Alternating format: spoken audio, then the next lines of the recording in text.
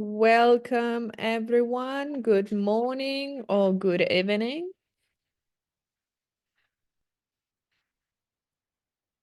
We are waiting for just a few minutes before starting so that we allow everyone to join this webinar. This is a special webinar today. It's an open day, which has very important, great value. And as usually, these moments are dedicated to you, to the research.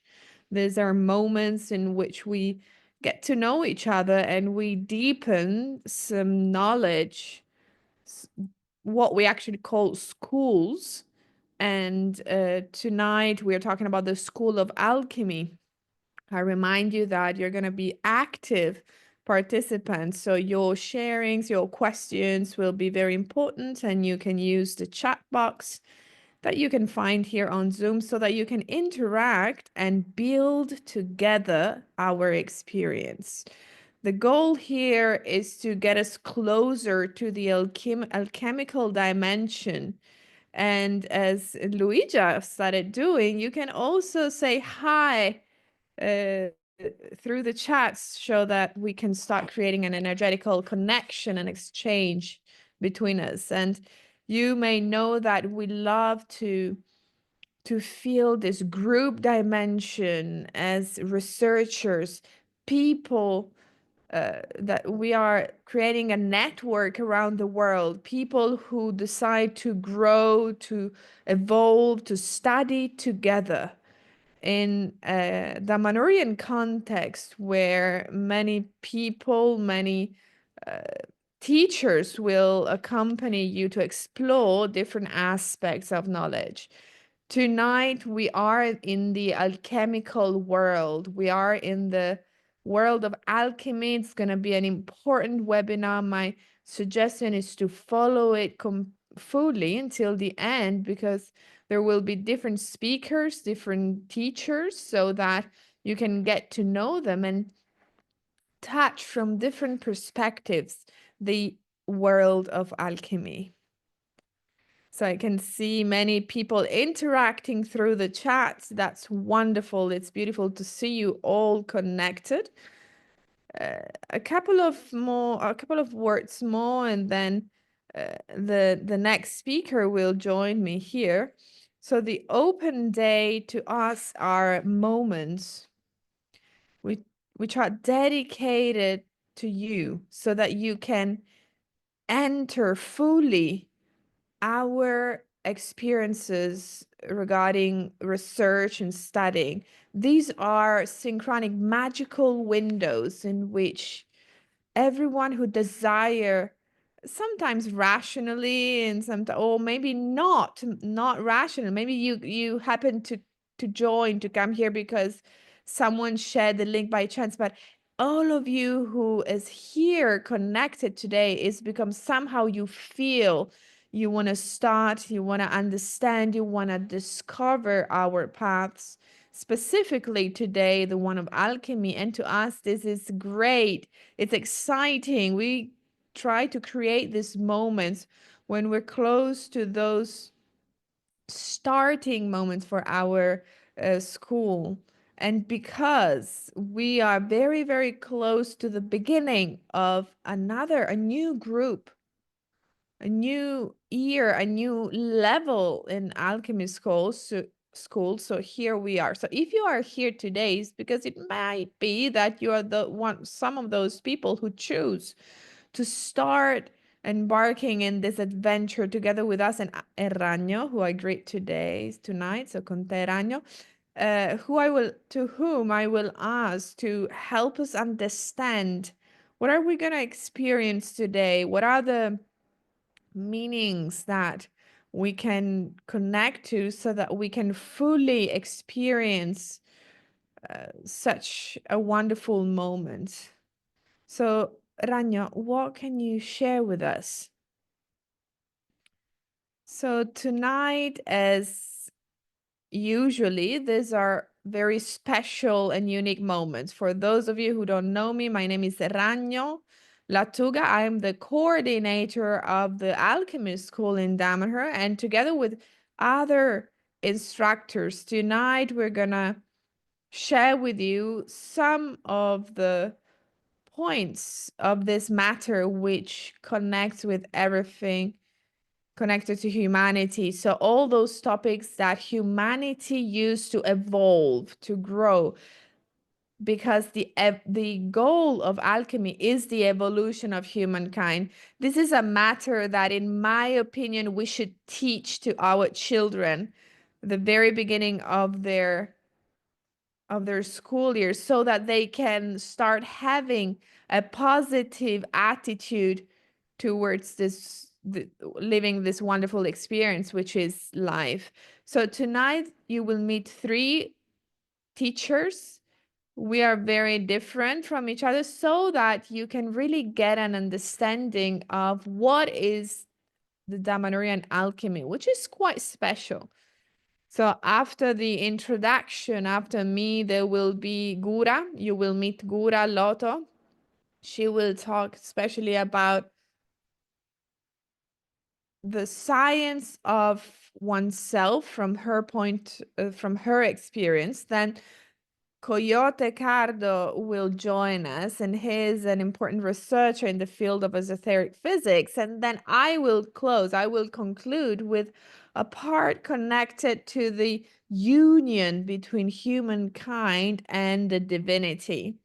So this is the menu of tonight. So what we're going to experience together. Alchemy, it's not theory. Alchemy is about life, experienced life. So you're all invited to participate, because every moment there will be. So tonight there will be also some invitations for you to open up, live, and experience. So tonight, this is the great secret of alchemy. It's practical, to be experienced. The words are the extra part, but alchemy, it's about the soul expressing itself, the soul starting to manifest itself in this world, not only with its human nature, but with its original nature, which is divine. So these are the main topics that we're going to touch tonight. And this is an open day. We call it open day because it is the beginning of this academic year. 2025 is the last year of the first quarter of this century, where this new era started, this Aquarius era, the golden era, like some ancient describe it, an era in which the humankind is ready to open its wings and fly. So it's about change. We have to change. We've learned till today, and what we have learned so far, we can now use it in order to approach life with a magical vision, a new point of view, touching the sacred in our everyday life. This is one of the aspect that we're going to experience together. I want to thank Entello for the introduction, and now I will invite Goura Loto to join me so that we can enter into deep dive into the topic of tonight. So as you will also find in the following lessons during the school, this will be practical lessons of alchemical life that we're gonna develop together. So enjoy this moment together. Convoy, everyone. My name is Goura Loto. I'm a researcher in the field of alchemy. I've been researching for the past 20 years. And tonight I would like to share one of my favorite perspectives when talking about alchemy, which is about inner transformation. It's the science of oneself, getting to know ourselves, knowing ourselves, because the alchemy of this times is based on reawakening. reawakening of talents, the reawakening, not only about talents, but it's about our inner divinity. It's that conscious principle that we all host within. The philosophical stone of this age is no longer the elixir of a long life of the alchemist of the ancient times, but it's the philosophical stone of this epoch is the reawakening of human consciousness. And hello, everyone. I can see some people saying hi. Some of you know me, some others don't. I would like to structure my intervention talking to you.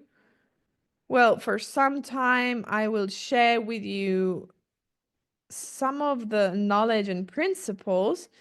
Then I will give you some space for questions at the end of my intervention. But if you get some questions while I speak, you can share them in the chat box. Then I will check them out, and towards the end of my intervention, I will answer to them. And then I would like you to have an experience. I don't know how many of you already heard talking about alchemy. In fact, alchemy, as Ragno said, is a very, very wide art. The extension, the practical extension of alchemy is the art that provides the tools, the means to express magic, to express magic and the power of humanity in the context of the universe. So we're going to start from our body as a temple, as a first alchemical laboratory in connection to the alchemical laboratory, which is the bigger one, which is the universe in which we participate. So alchemy that I call the transformative alchemy. The whole alchemy, of course, is transformative. The one that I'm referring to now is the one which is the process of transformation that starts from within us. And by using everything which is outside of us, we can change within. The alchemy is, first of all, a process which needs to be chosen. I imagine if you are here, it's because you have already had some experiences of you already being attracted by spiritual paths or arts connected to transformation. And so you already know that transformations do not happen naturally. I mean, they partially happen naturally because this is life, right? Life is movement. Life is evolution and change. But in the humankind, because of all the talents, potentials, abilities that throughout the centuries we lost, we have lost, we now need to choose. We need to choose a process, and we need to do it with awareness and consciously.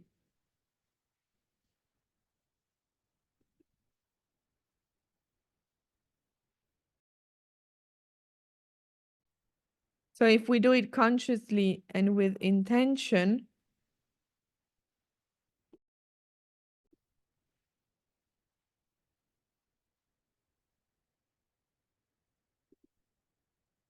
well, this will allow us to have access to knowledge which overcome traditions, epochs, and it is an approach which goes beyond our culture because it uses tools and systems of communications which are very diverse and very specialized. which they go beyond modern logics. But of course, they integrate very well with our life. And here, I would like to deep dive into an aspect, fundamental aspect in alchemy, which is about starting to use our existence, what we perceive about our life, as part of our alchemical transformation. We don't need, as we used to need to do in the past, in order to grow and reawake our consciousness, we don't need to isolate ourselves, into a mountain, or to dedicate our full existence only to this. Today, with the active life that we have, so within the society in which we are, so in its mechanisms, we can use all of this to make change happen.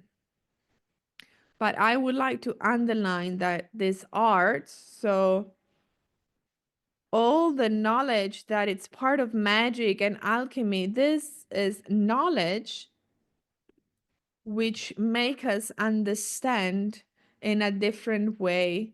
They make us understand a different way of interpreting the world, of interpreting the universe by using a vision which is much wider. So going beyond not only the mind of this epoch, but also by creating these new mind maps. We have we have many conditionings. We work through many different mind maps and beliefs that we have, and we work through the perception of reality with our physical senses. And I mean, these parts altogether, they don't really expand our perceptions, but actually they limit our perceptions. So the transformative alchemy I'm talking about is working on this. It's working on these two aspects, and not only. It works on different levels. We are in a physical reality, and our awareness perceives only, because it's limited by the senses, it perceives this physical world.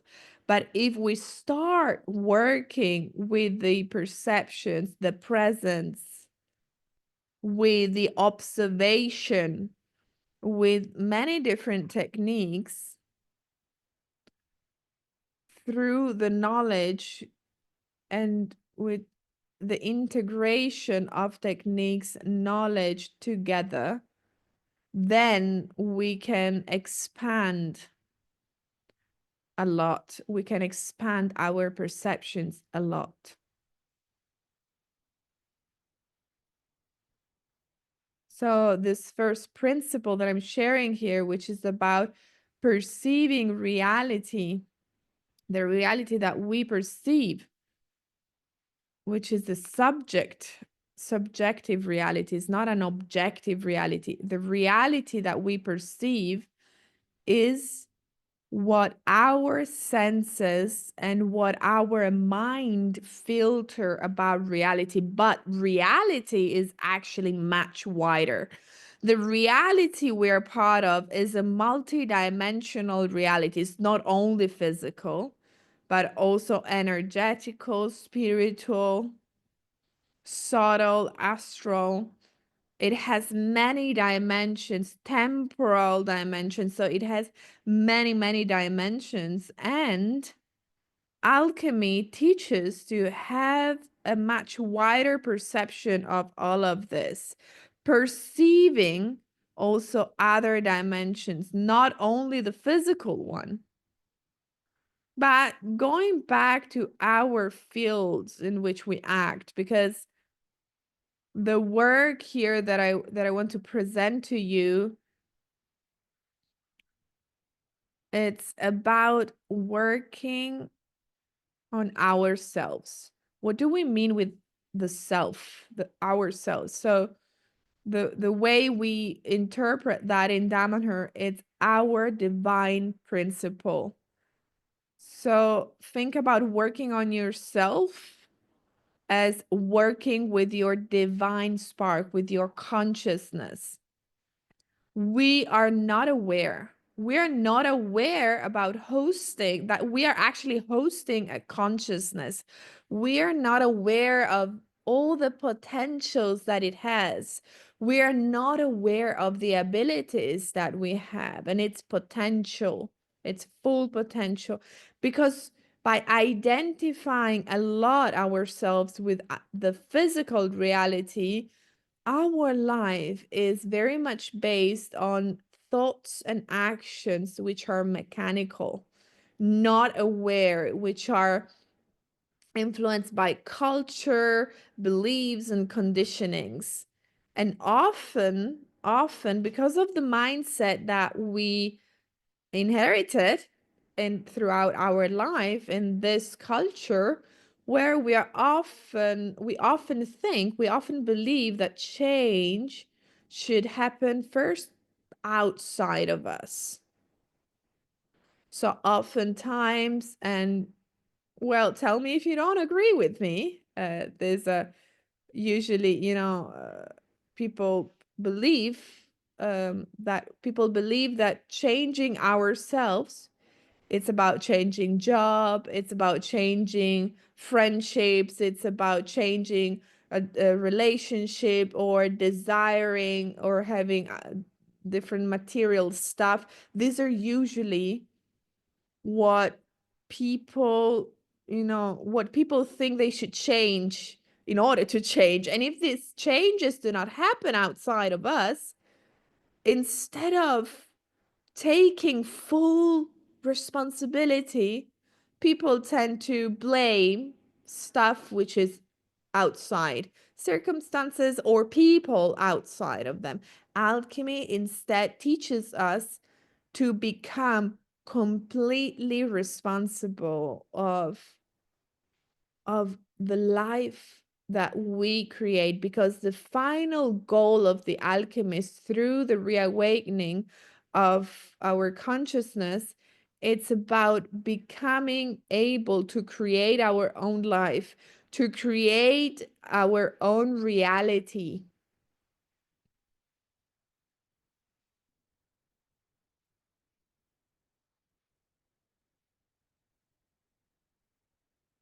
And becoming creators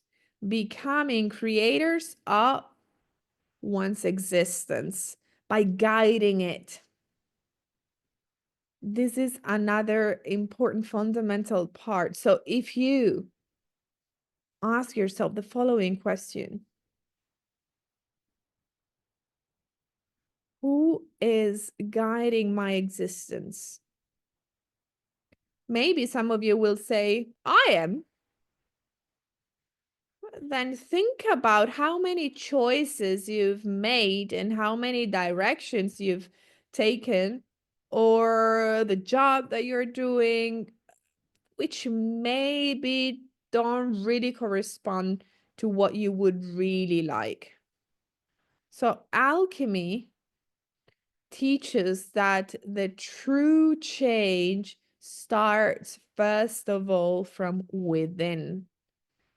So by expanding perceptions, making experiences that go beyond the physical reality, the material reality, which also uses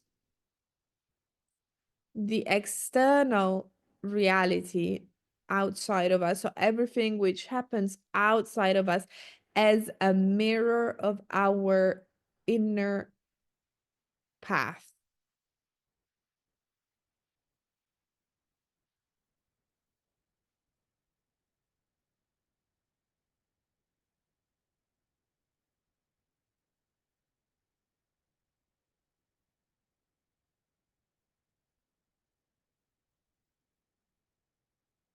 I'm sorry, but I'm coughing and I can't talk at this moment, but just give me a second. Let me just check if you have written some questions. Not yet.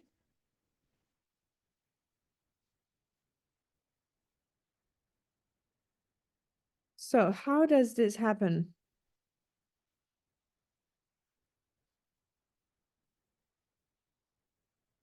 So how does this reawakening process happen? So as I said before, alchemy uses many different systems. Imagine that as a, a Swiss knife, with many different tools, right? So different knives, different tools that can work in a specific way, specialized way, in order to work on specific parts within us and outside of us, to use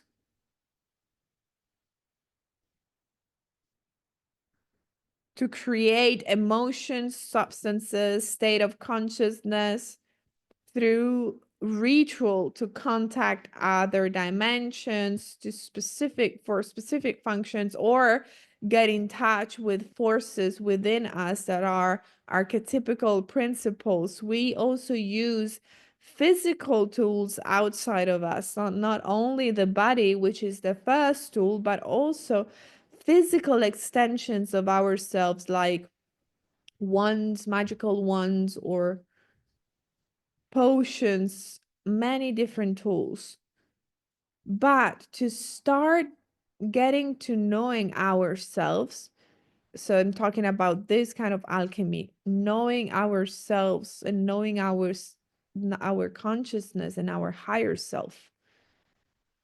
A tool that perhaps you would not think about, but it is a fundamental tool, is the dialogue, is communication, our inner communication. The inner communication is how we talk to ourselves. So the ideas that we have about ourselves. How do we thought of ourselves? How do we see ourselves? How do we perceive ourselves? And this goes, of course, through a dialogue with ourselves. And not only this happens both within us. So this communication, continuous communication, which happens within us to know us better, but it also happens through specialized tools outside of us. So alchemy has a lot to do with tools and communication systems, very diverse ones, to connect dimensions, different dimensions.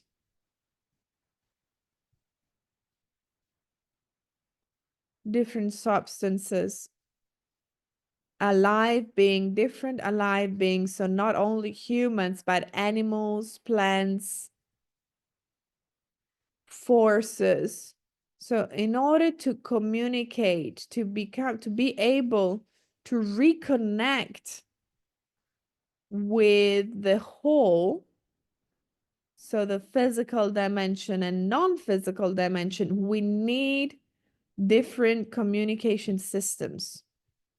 So you understand that the words and the system of communication, which is actually the word is a minor part, but the body, which is the main mean of communication that we use among humans. But if I have to communicate with forces that are outside of me, using the words is not enough. Perhaps I need to use a specific tool, which is the ritual.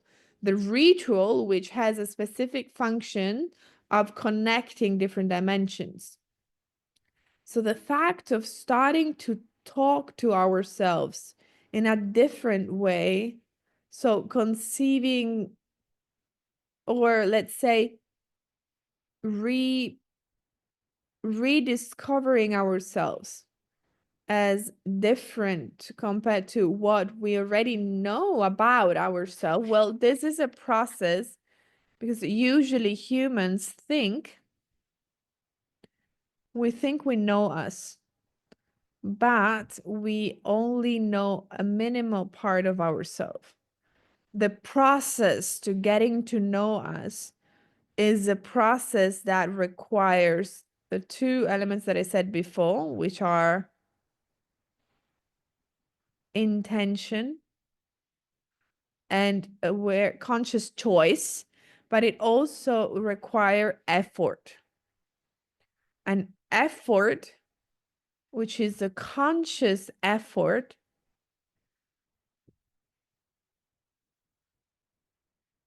which continues in time.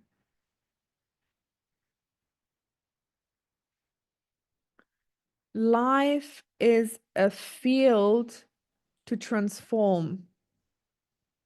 So if we started thinking and having a dialogue with life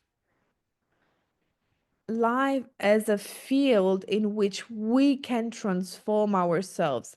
And I'm talking about the life of each one of you. So whatever you're actually doing, the job you're doing, the people that you're meeting, relationships that you have. So thinking about your life as a journey, an experience of growth towards evolution, well, this means to start a process of transformation. This also means giving a different meaning to our daily life. Our daily life is the field of action, the field in which we act. So when we start connecting more to our consciousness and going beyond the duality and going beyond the full identification with our physical body, well, then we start to operate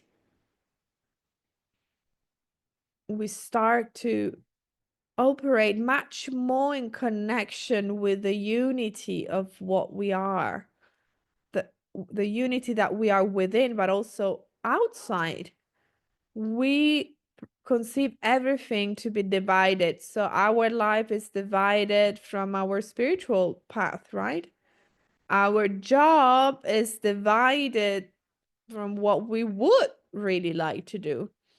We are, because of our culture, because of what we acquired and learned throughout time, and because of the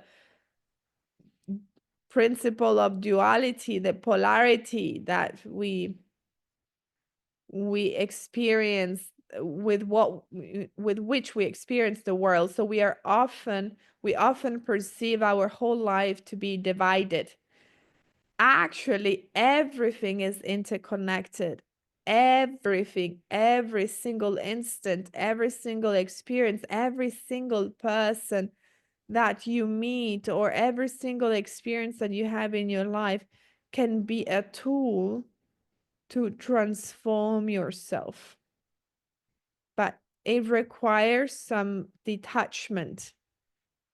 It requires some observation with a little distance from life and yourself. And I'm convinced that many of the problems of our epoch, of our days, could actually find solutions in researching about who we are in our true essence.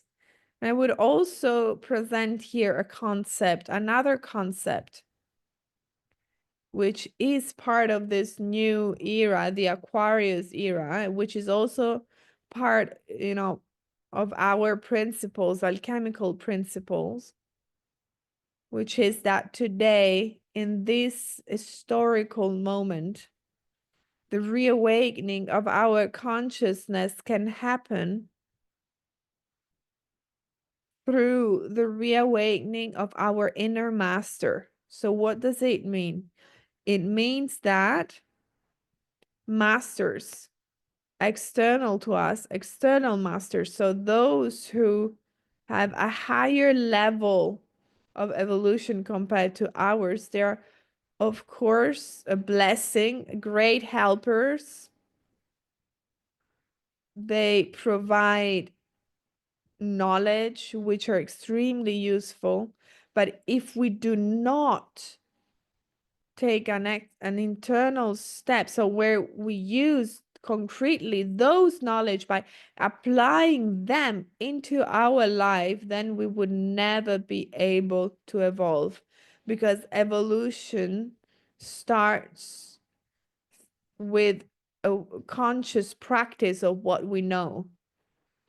When we practice consciously principles, knowledge which extend, which expand, which make us evolve, then we're moving from knowledge in theory, theoretical knowledge, to wisdom, from richness, material richness, to experiential richness. A master becomes a master because they had lots of experiences in many lives that they remember. And this, we, with the evolution, the level of evolution that we have today, we also have a great problem with memory. We are not aware of the experiences that we have. We don't remember them. So there are no masters outside of us. There are helpers. There are mentors. There are, for sure, there are people with a higher level of evolution, and they all support our process. But the process happens within each one of us. There's no other way to incarnate knowledge. And when I say incarnate knowledge, I mean manifesting that knowledge in the physical dimension, in the physical world. And this requires effort. It's not a simple process. It requires honest and authentic effort. It requires consistency. It requires being moved by a fire of curiosity, research, desire, and the will of really wanting to express the maximum of what we can in this experience. And not only for ourselves, but to benefit also the reality and people around us, those who are around us.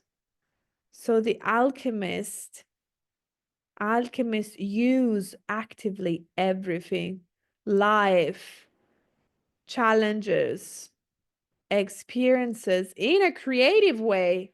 So, you know, I say use, which sometimes, this term we interpret it in a negative way, but I'm talking about using in a creative way every experience as a possibility to grow.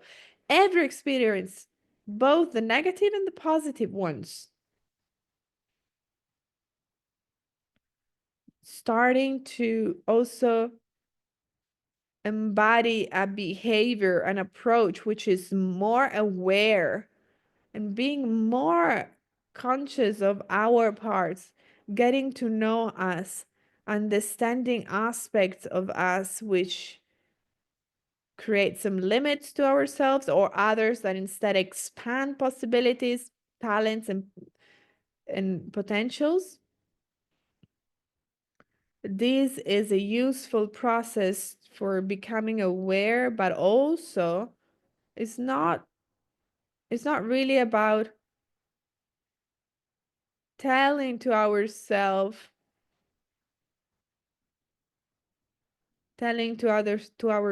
with either anxiety. I want to be another person. I want to be I want to eliminate all those limits because that is not possible. It's not possible to eliminate everything that we contain is useful if used in a creative way for our transformation. Everything that we contain, both those parts that expand us or those that limit us. So we cannot eliminate parts of us. What we can do is, and this for sure is part of the first phase of the alchemical process, which is the negredo, the black phase. And it's about removing the power which the limits exercise on our life, the negative parts. What does it mean to remove them, to remove the power from them? It means not to give them any more energy, not to give energy to those parts. So we constantly have a flow of thoughts which are negative and limit us, right? So what it's useful to do is to see them, observing them first with no judgment, and then keep orientating us, no matter those, even though those thoughts go through us, but actually we still keep to choose to keep a direction that allow us to express intentionally our best parts. And this require efforts because we're used to mental processes which are rooted into ourselves and they tend to repeat themselves. The fact of getting out of them without feeding them anymore, so without reacting to negative thoughts, through, again, so without reacting, and reactions of course limit others or go against others, or they destroy, not not only us but others as well. So it's about then acting and not reacting, and acting in a different way. So, and doing this process requires another principle, another quality, which is very alchemical, and which is, magic is based on this, which is being present, is presence, being present fully to ourselves and to what we are experiencing in this specific moment. This is fundamental. And we lack in this, all of us, because it's not simple to be present.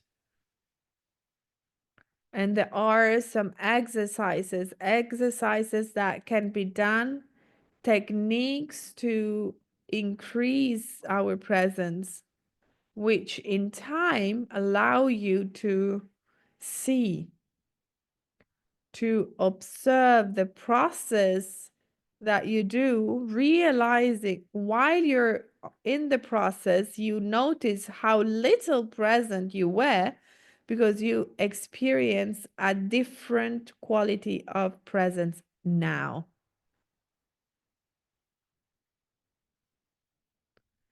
The path, and so this is valid both for evolution and all the processes that lead to evolution and reawakening of consciousness. These are all hard, difficult paths. These are all paths that require effort and all the qualities that I mentioned before, and which also require to be flexible, to adapt, to flow, to be open, letting go the prejudice, or let go all the biases that we have toward things, and adapt ourselves constantly to circumstances, new circumstances, which change. Everything changes. So the objectives, the last objective of alchemy, the final objective, is the reawakening of one's consciousness. But in the process, you will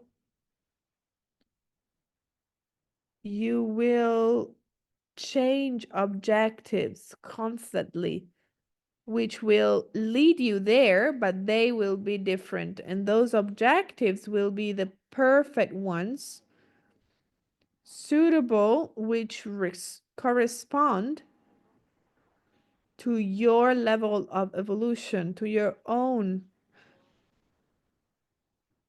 We cannot grow differently. It has, our growth is linked to our awareness, to our consciousness. So the inner flexibility, so being flexible, being open, means at the same time, means not to give up to our freedom. Being open to change, being open to transform, being open to challenges that life offers us, which we also choose through our level of complexity. They happen for us. Those happen to make us discover the mission of our soul.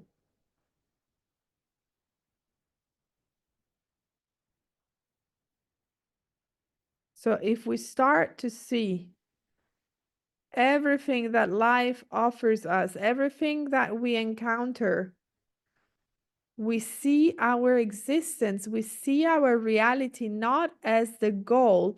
Life is a mean, is a, like all the tools, all the practices that we teach in this school, those are means. They are not the goal. Those are all means that give us the opportunity to accelerate, to speed up our process of evolution. And we need self-discipline. We need determination. We need discipline.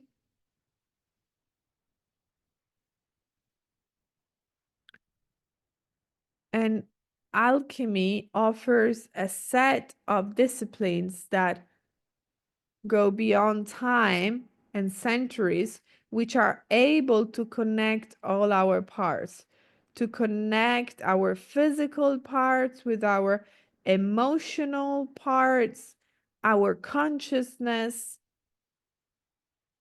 our soul, and giving meaning to together with the universe. The alchemist, not only they transform themselves, not only they research for themselves, but they become agents, change agents, agents of evolution wherever they are.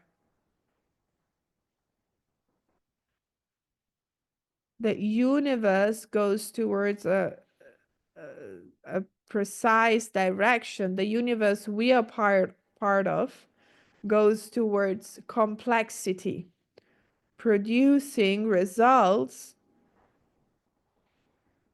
through deep meanings, spiritual meanings, enriching meanings that happened through interconnection.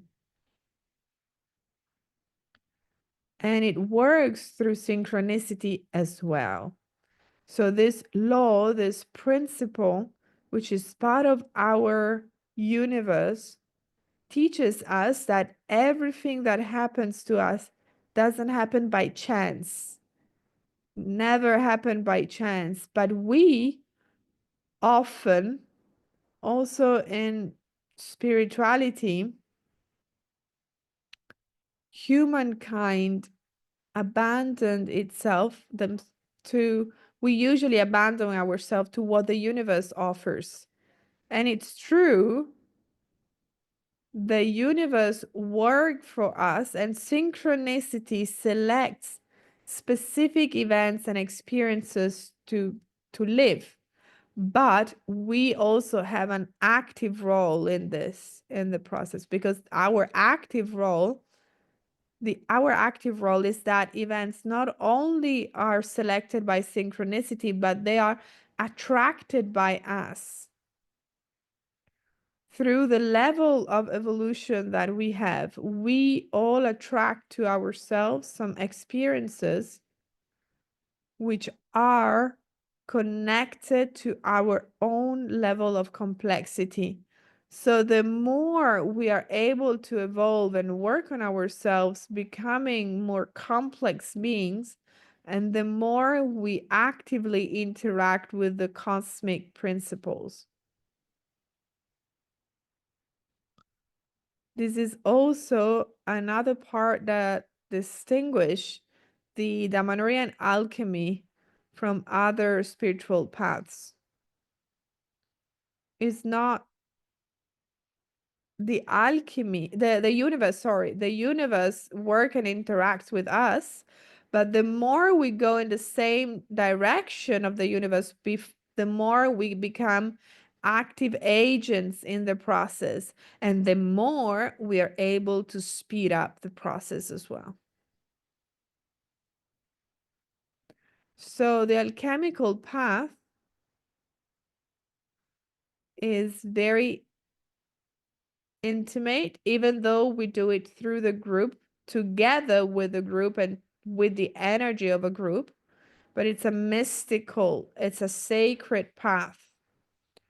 It's a path that allows you to reconquer a sacred approach to everything that surrounds you.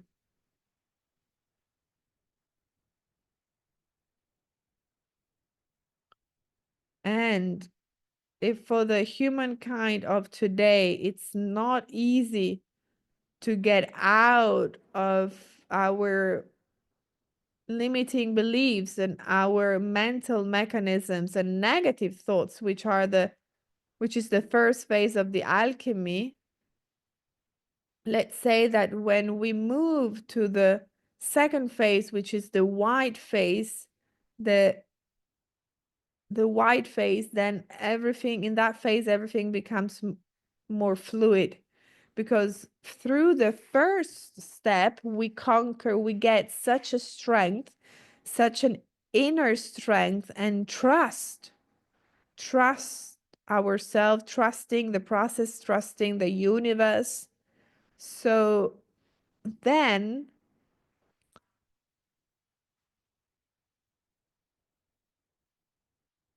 we move from the first phase where we felt guided by this state of consciousness. We move to the second phase where we feel like we are guiding it, reactivating this inner strength. And by doing so, we become those that guide, but also we get other forces that will guide together with us.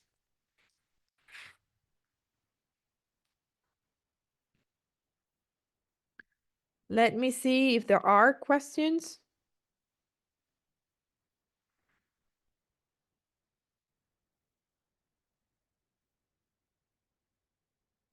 There is one question. So Maria says, how can I become aware of my limits that I need to transform? Where there are some techniques, specific techniques. One of them is it's about self-observation, creating an external observer. So while you think, you act, you talk, and you do everything that you need to do in your everyday life, you conquer, you get the presence, you are present enough so that you remember to turn on an external camera, which is your external observer, who starts observing you from the outside. It starts observing your actions, your thoughts, what you do, and how you do it. This mechanism of self-observation, in time, it can become, so through the usage of the system, this can become, let's say, an external consciousness which observes you, and by doing that, it makes you more aware of your limits. The simple act of observing transforms your limits. But it's the act of observing it. It's the action of observing it. You don't have to do more than that. It seems a simple technique, but it's not at all. It's not easy at all, because if you try in your everyday life to turn on this external camera and try to self-observe yourself, you will notice that you will forget often, because situations, experiences will completely take your full perception, your thoughts. So you will be completely into the experience. The secret is getting out. It requires a lot of practice. And then there are next steps. This is the first approach, to observe your limits and be able to transform them the same way we do with negative thoughts. But there are, at each step of the alchemy, of transformative alchemy, the black face, the white face, the red face, there are specific techniques that can help us become more aware. Very important is to accept. So when you observe yourself, you accept yourself, accept what you see and what you observe. And sometimes what you see can hurt, because maybe you never seen it before. You never noticed that. You never thought about yourself like that. You had perhaps a different idea about yourself. So sometimes it is not easy to accept what we see, but acceptance is part of the process. Acceptance is observing without judging, with no judgment. And no judgment, it's a very difficult thing with the culture and the mind that we have, because we were very much trained to always have an opinion, to always judge, to always have a preconception, and to confirm our thoughts every time as if that is the truth. But the truth is not one. And the perception of reality is multiple. Every single individual have their own perception of reality, which is very subjective. That perception is one way of observing reality, is one part of the truth. So the reawakening of consciousness today, it's about being able to unite many different perceptions, many different perspectives, many different experiences, connecting them one with another and conquering, getting a much wider experience and perception. Is there any other question? Curiosity?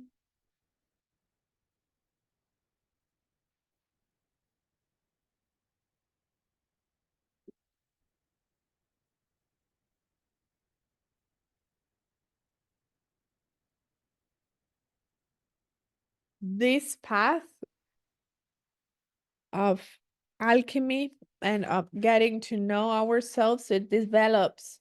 It allows us to develop abilities, extrasensorial abilities. It allows us to develop presence, the ability to expand our mind. So using our mind beyond the physical aspects of it, it allows us to develop intuitions, abilities to dream with lucidity, getting premonitions, so doing divinizations and developing telepathy, creativity, a long list of abilities that today we don't use anymore. We're not able anymore to use because we are living such a reactive life, such a mechanical life,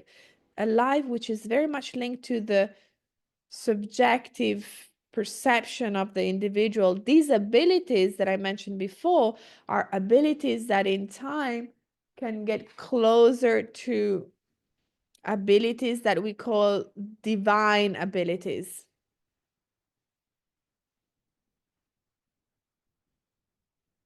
So it develops, this path will allow you to develop a lot with your imagination, creative thought. The principal goal of alchemy is transformation of yourself, of ourself, inner transformation, the transformation of reality through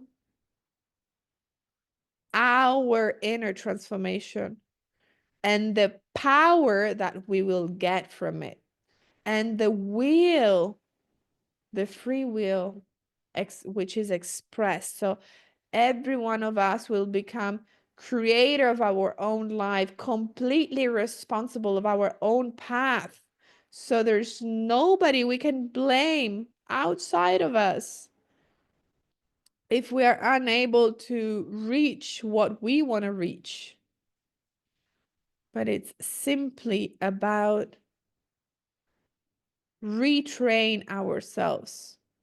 It's a spiritual training where wisdom, discipline, patience, serenity, our values they become values that we acquire and that become part of our daily lives, and which we are able to apply in our everyday life, every single moment, also in simple things that we do.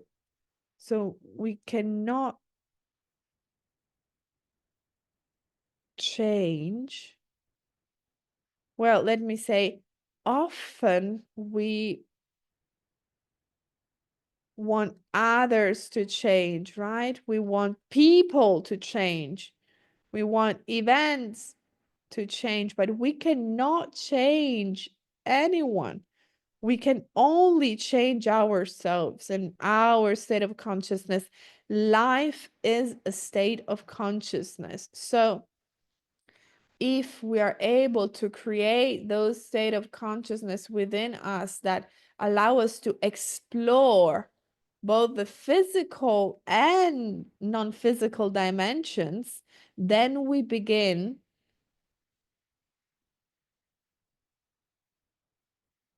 to co-create actively with the universe, with our existence, which is a reflection. It's a reflection of the change that we managed to create within us. The question is there only the path of 3 years, the 3 years journey path, or is there a shorter program as well? Well, the first level of the school starts with a course of 2 days, which can be taken as itself. So 2 days of program, which will give you a wider understanding, offering also some practices, some practical experiences in the field of alchemy. So that course of 2 days can be done in order to get more knowledge, more information, and experience and do some practical experiences. And then if you want to continue, you can. Otherwise, you can only do those 2 first days. Ragno, at the end of the meeting today, will explain you more all these details.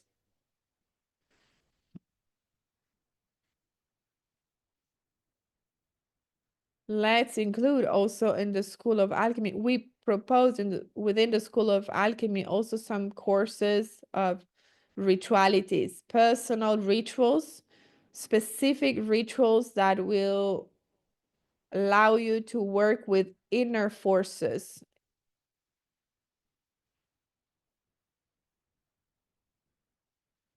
I will now invite you for a very brief but intense experience. So I invite you to close your eyes, sit down in a comfortable position. If you can, keep your back straight.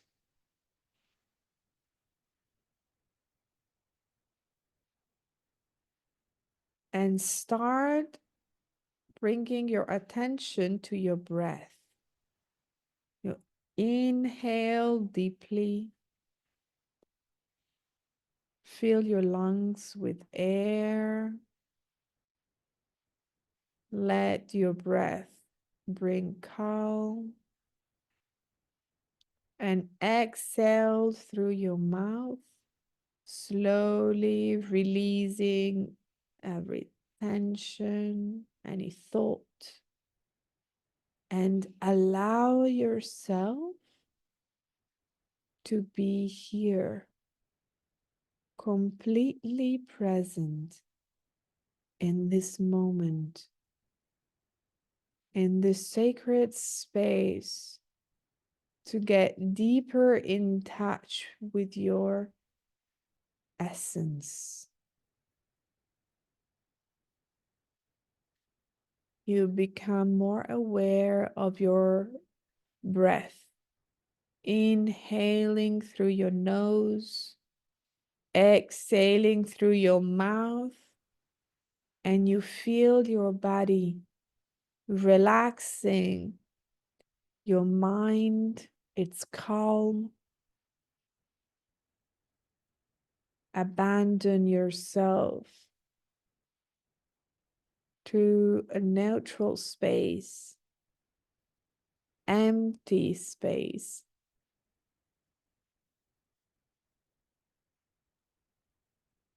Stop your mind. If you still have thoughts, welcome them, but then gently, kindly ask them to leave. And imagine a wave of light, golden light, which enters from the top of your head, going down slowly throughout your body. This wave relaxes your muscles till the tip of your feet. It has a frequency of light,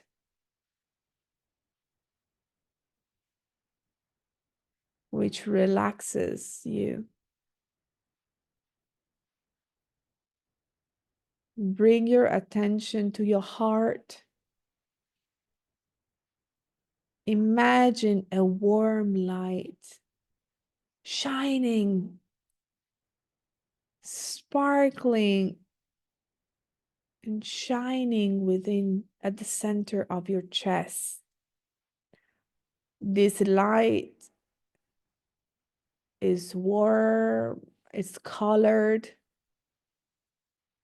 and it has your color, your heat, your shape of who you are, your unique being, your infinite potential. Observe this light growing. From your heart, it expands until it fulfills your whole body. And now you start to tell yourself,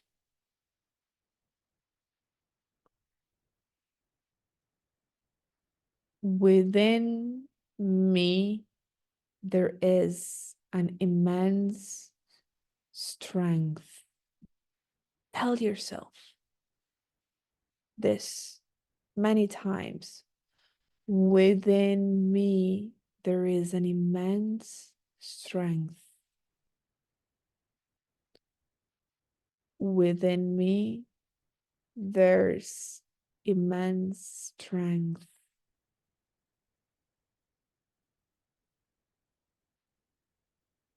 And now,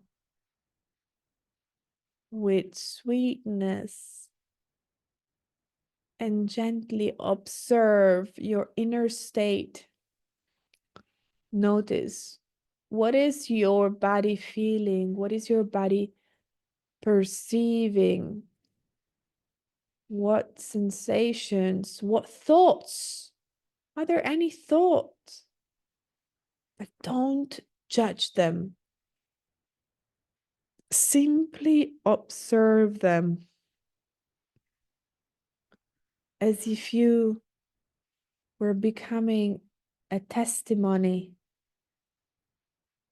Perceive how this immense strength coming from your heart is allowing you to perceive your body, your emotions that are produced, and the thoughts.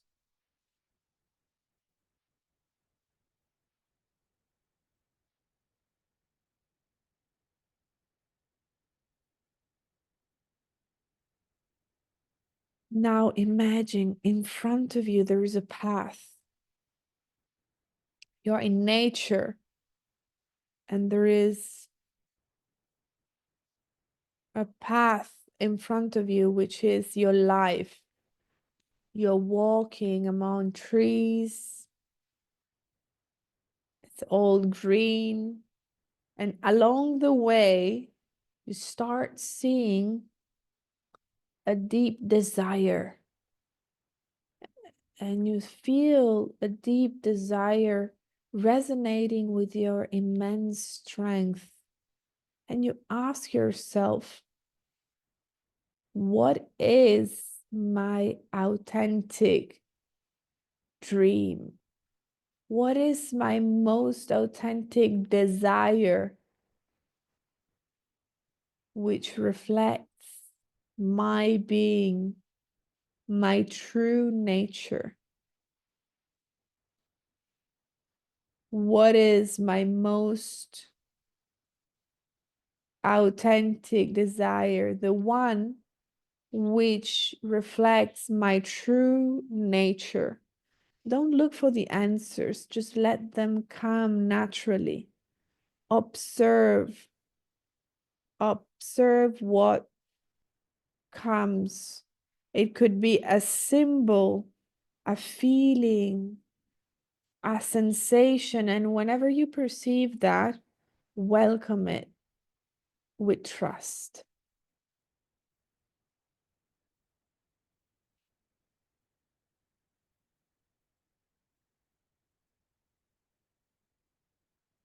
Now, bring back your attention to your breath, your body, your energy flowing,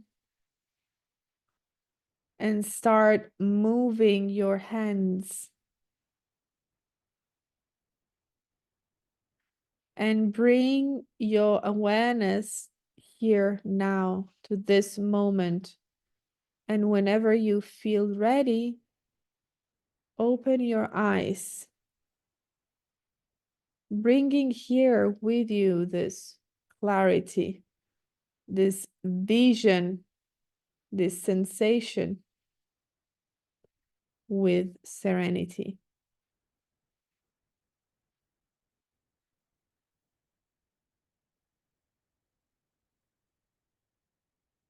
Now, I want to thank you.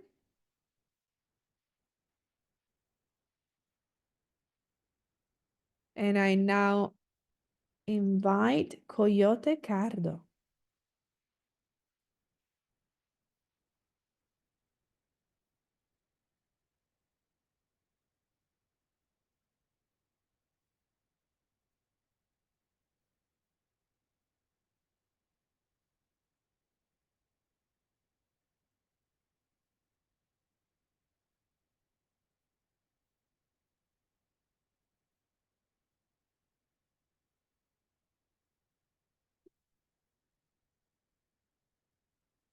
So we're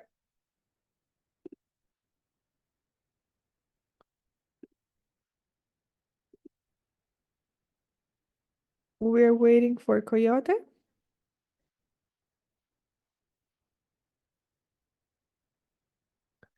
And while we wait for Coyote, is there anyone who wants to share your experience?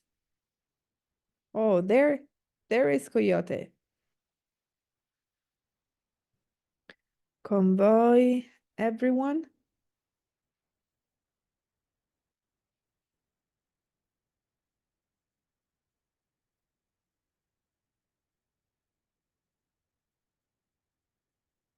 So this stage is yours, Coyote.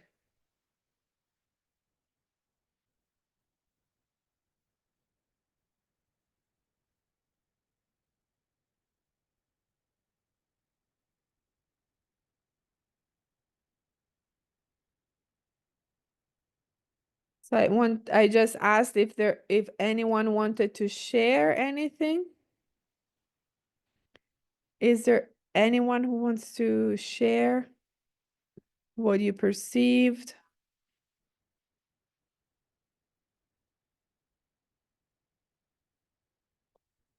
Ornella. Ornella Ornella says, well, what I perceived in the meditation was likeness, which is something that I'm really missing in my life. So was this useful? Was it useful to feel this? Well, I'd say yes. It's through this that I can let my creativity out.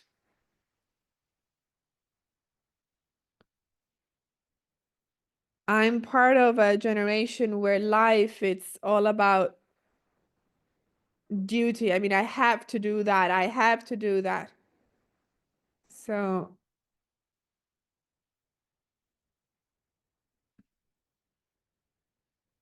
anyway, thank you because you were very clear, and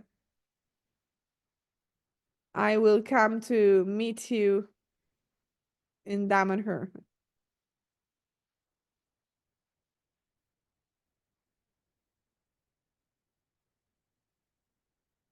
Someone in the chat says, I've seen a castle in my meditation and water. And fine, I wanted you to start experiencing what observation is. And of course, entering into a more meditative, meditation, it's easier. So it's more difficult to do this in our everyday life, but actually we can transform our life into a constant meditation. This is possible. So I'm going to close here. So I will I will give the stage to Coyote.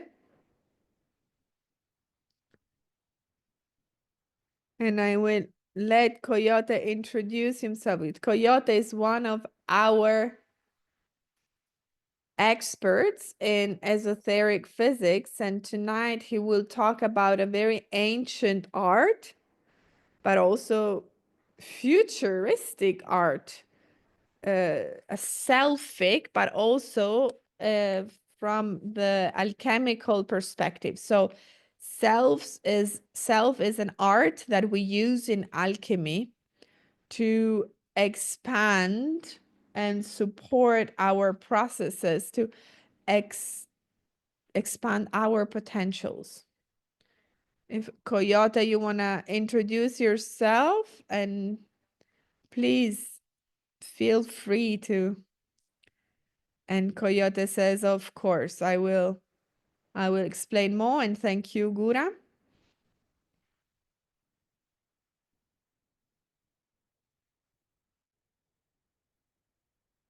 I want to talk about the selfic technology, and I will start from a more generic point of view, talking about the approach to this technology in Damanhur, and then we're going to better understand this into the alchemical world. So first of all, let's start by saying that selves in Damanhur, the technology of Selfica, is something that, for as much that as we know in Damanhur, is is a discipline that you will find today only in Damanhur.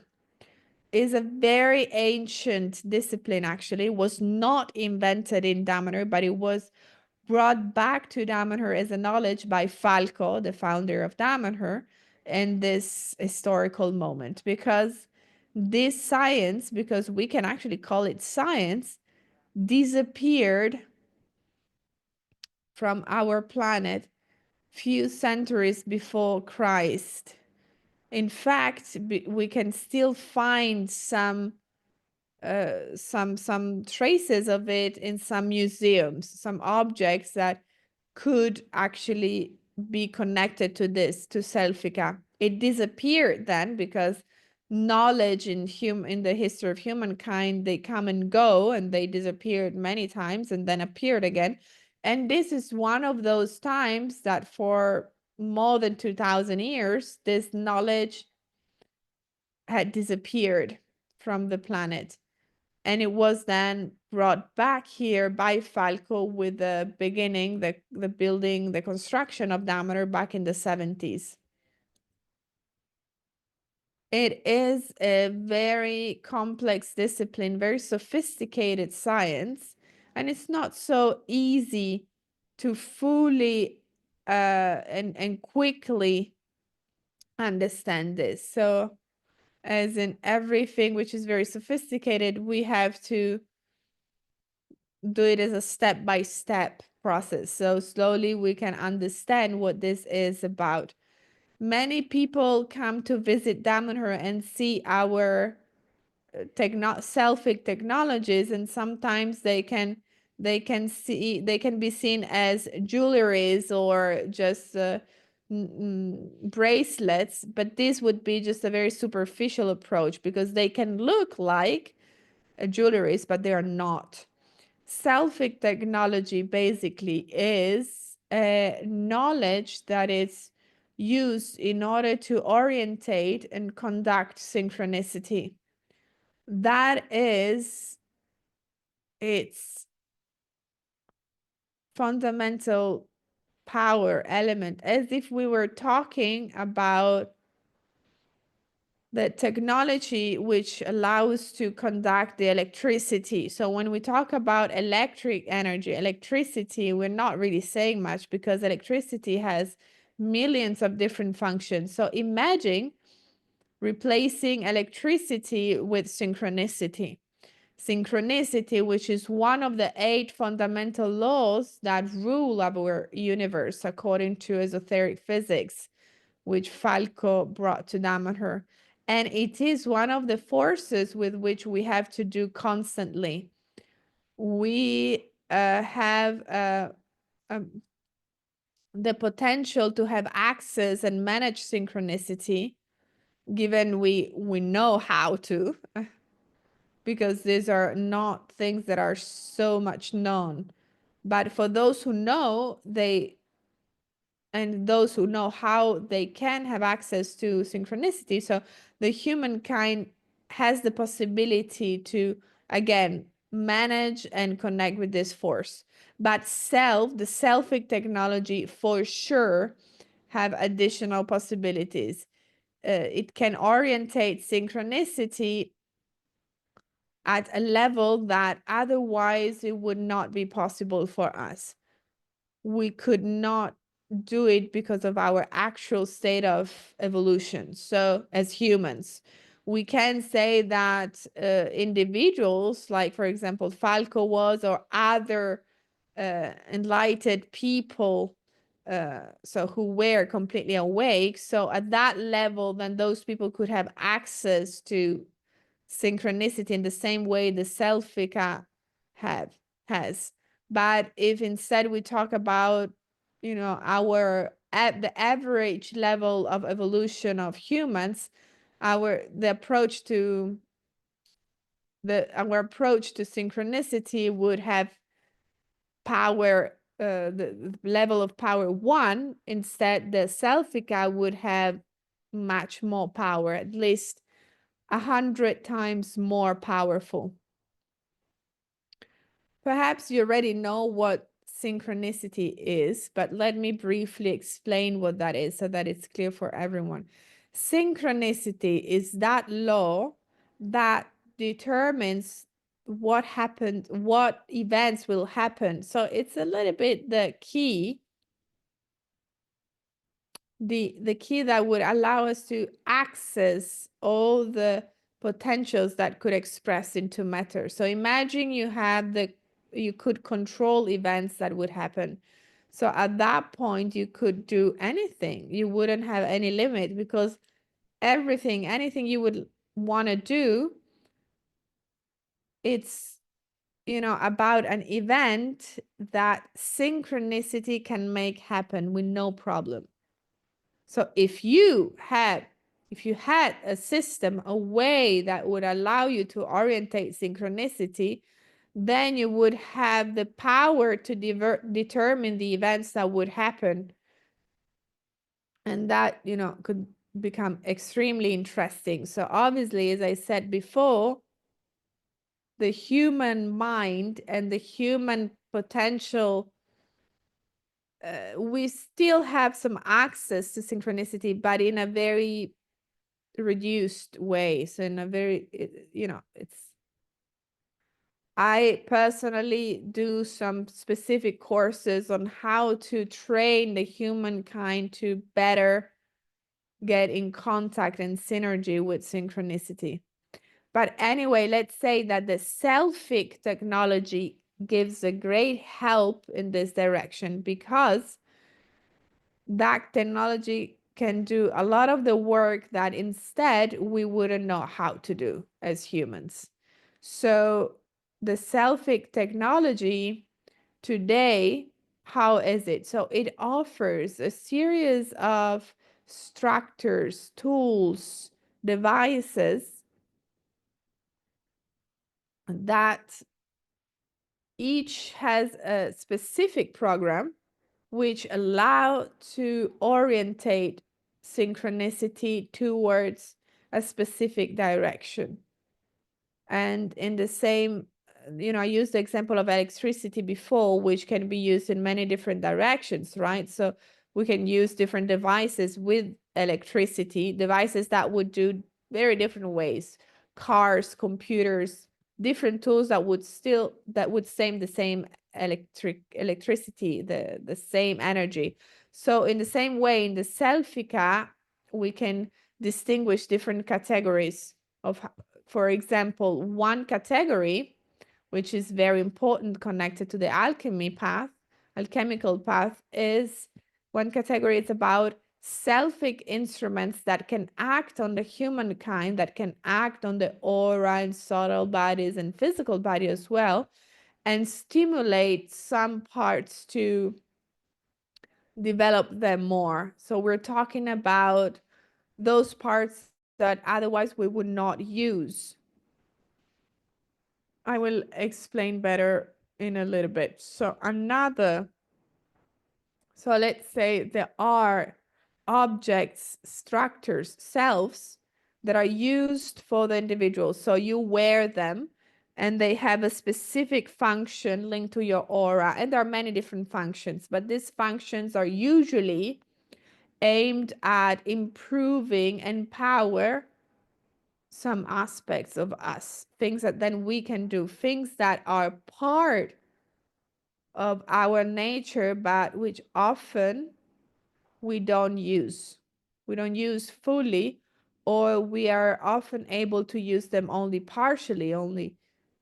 So let's think, for example, about our ability to do astral travel, a beautiful thing, but many, only a few people are able to really astral travel, to really do that. So for example, with the technology, the Selfic technology, there are some structures that can help us and facilitate our astral traveling.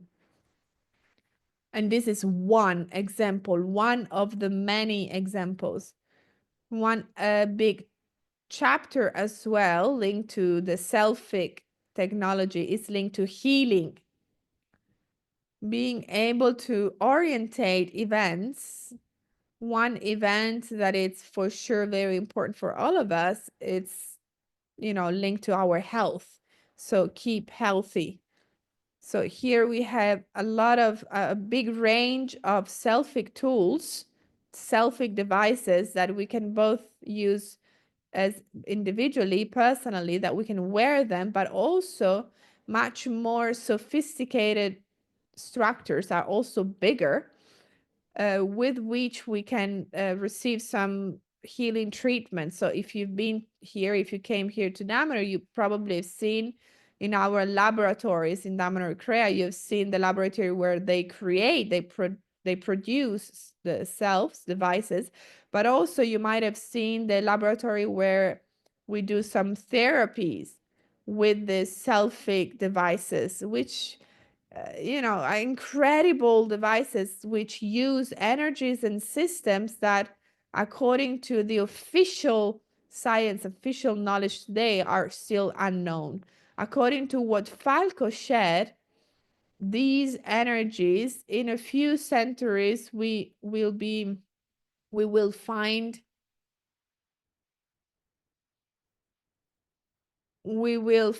you know, humanity will discover them, will discover these energies, which now so we are very lucky that we can use them still today, already today, because Falco brought this knowledge back to us, which we said is knowledge coming from another time. I underline he had the possibility to bring this knowledge. And I underline this because not always it is possible for masters to share knowledge in specific times, because they have to follow certain rules when sharing knowledge. And let's say that the knowledge that he shared about the Selfic technology, you know, was already, you know, a lot that he could share. And this science, this technology in Damanhur, this is the technology that allowed us to do some time traveling. And I say this to share, to give you the idea of how powerful this technology is. Having said so, let me underline another important thing. The knowledge of this technology, even though it's very much developed, it's still very, very, very limited. Because what I mean is that the way that Falco was able to use it and master it, of course, you know, is because of his knowledge that comes from a different time, where he, you know, where there was this very advanced knowledge. But because we had access to this knowledge for the first time, we are learning step by step. We are still learning step by step. So we have an immense technology at disposal with immense power, but we're using just a small percentage. And of course, we're still learning, developing, researching to grow our understanding of this. So linking this to what you are doing here, and maybe for those of you who are interested to start the alchemy school, the selfic devices to work on ourselves and the tools that you can get for certain specific alchemical practices. So we have developed quite an advanced usage in this specific field. So we are much more competent here.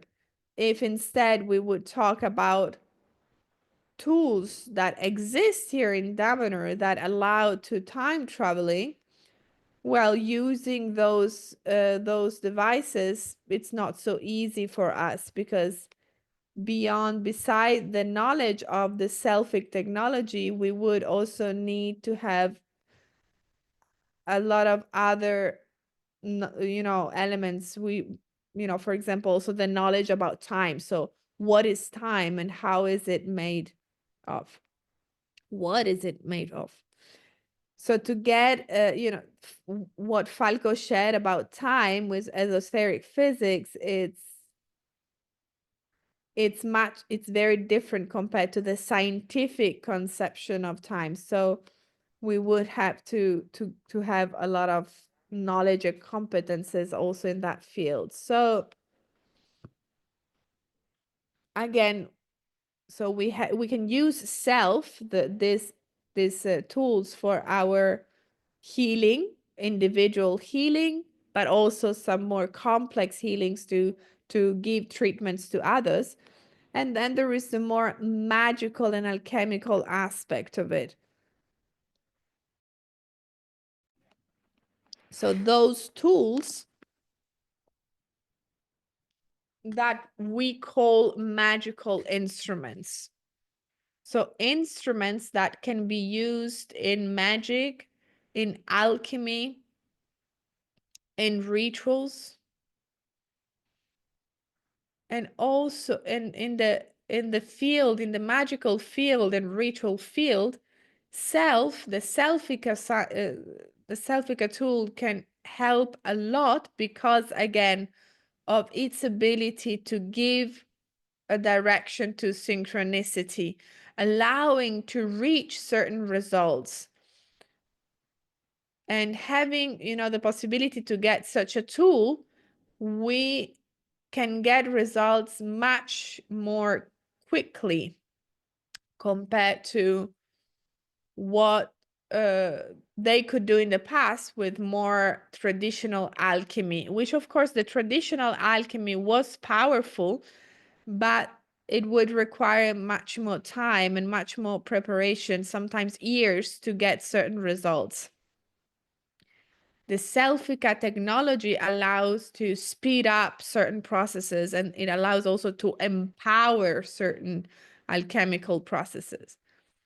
In the same way, it happens for our individual training. And for example, I'm talking about the development of our subtle bodies, or the development of what in Damanhur we call the inner senses, which are, let's say, some subtle arms that are part of our aura structure. So each of them have very, very important functions. And these are functions that in our everyday society are completely unknown, apart from a few ones that remained as a mythology or as things that, that we find in the fairy tales. For example, the tail, right? The famous tail that animals have today. It's actually an organ that also the humankind has, but it's a subtle organ and it has a very important function. But humanity today is not aware of the fact that we do have a tail. And we're not even aware of the fact that we have also many other subtle organs in the research, in the studies that we did here in Damanhur, we have at least, I don't remember the precise number, but it's between 15 and 20 subtle organs. So organs that are part of our aura.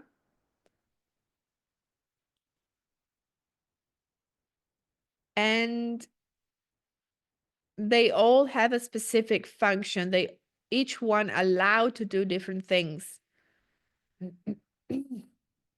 So if we think about the chakras are much more known, right? Around the world, around the globe. Apart, besides whether we're able to use them or not, but we know that there are some chakras. In Damanhur, we believe there are 8 chakras, but anyway, some of these things this is very, very well known around the globe. The chakras that in Damanhur we call, in sacred language that we developed here in Damanhur, we call them Adonaiba. Well, these Adonaiba are known around the globe. And for sure, the possibility of using them, well, probably is not so much known. But anyway, there are a series of other organs which are as important, connected to each one of these Adonaiba, of these chakras, which are completely unknown. Personally, I heard talking about them for the first time when Falco started talking about the subtle structures at the end of in the 90s, the late 90s.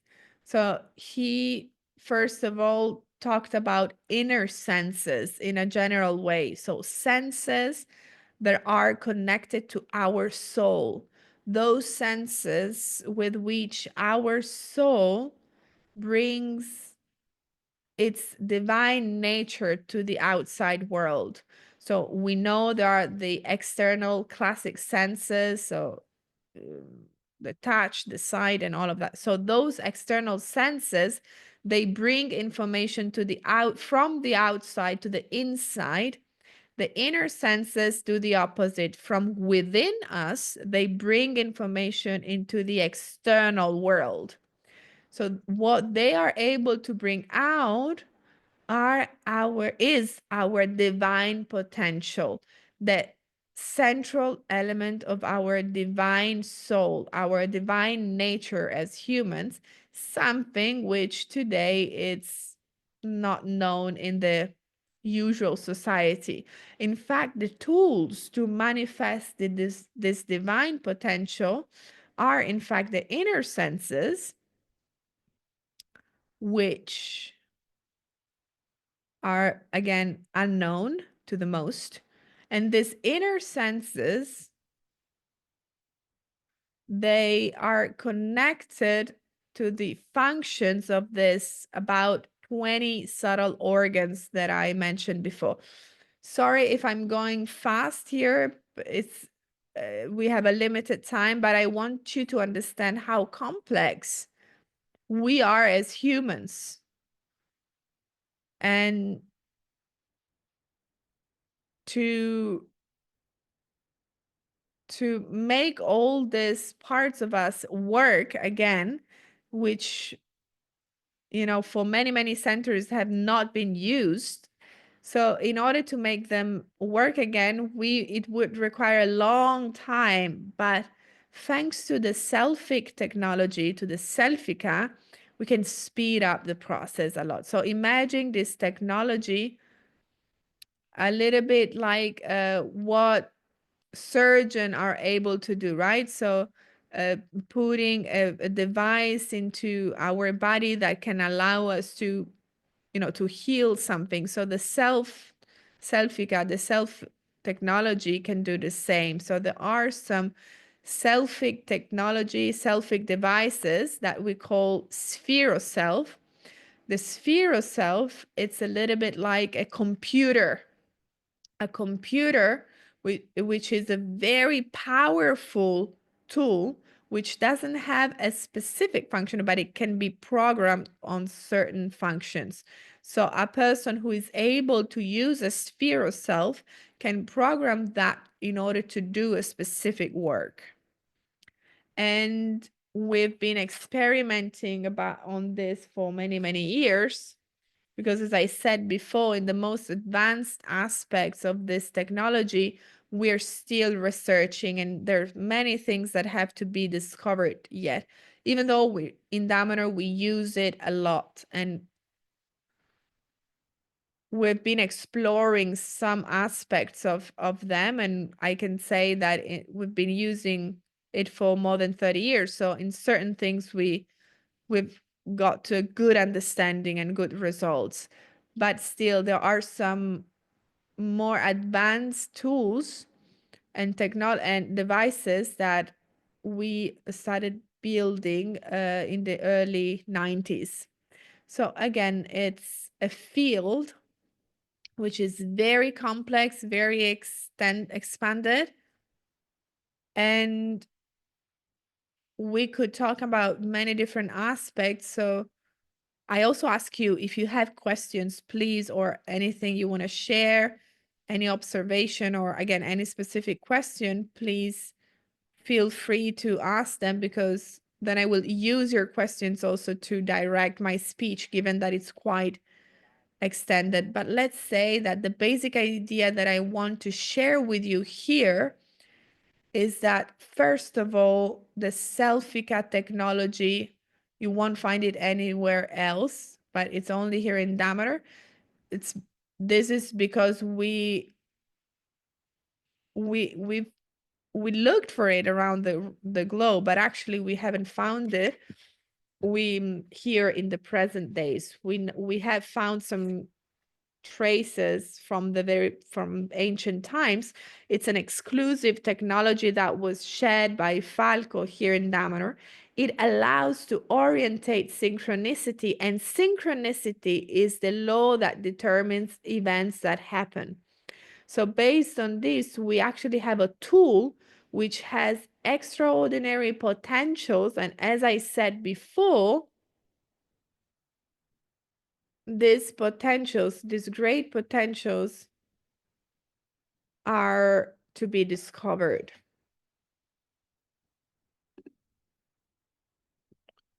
There is a question here. Have you had experiences of healing experiences? And the answer is absolutely yes. Here in Damanhur, there is a space dedicated to healing with Selfic devices, and every day is full of people who go there for some healing sessions, because these devices, which by the way are the last ones that Falco built before he left this physical world.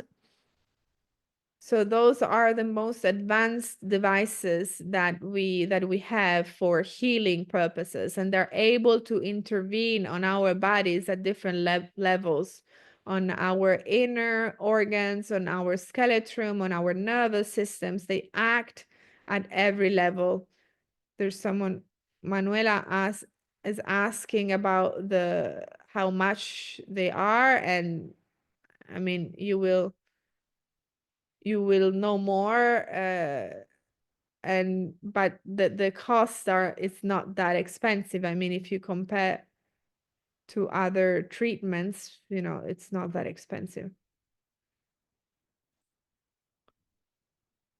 So anyone can use these tools, but of course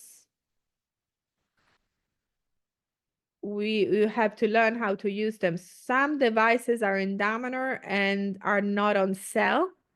They're not for sale, sorry, because they're the most advanced devices and we cannot sell them. Also because we cannot reproduce them, because Falco did them, but many others, they are, and you can buy them, you can get them. And buying the most advanced one can be more costly, yes. But receiving therapies through these devices is not that expensive. Someone says, why are they not put at disposal to everyone? But yes, of course they are. But you have to learn, you know how to use them. But people come to Damanhur, some people who know nothing about them, they think they are only jewelry. So you have to learn to research, to study about them, and then you can really understand what they are.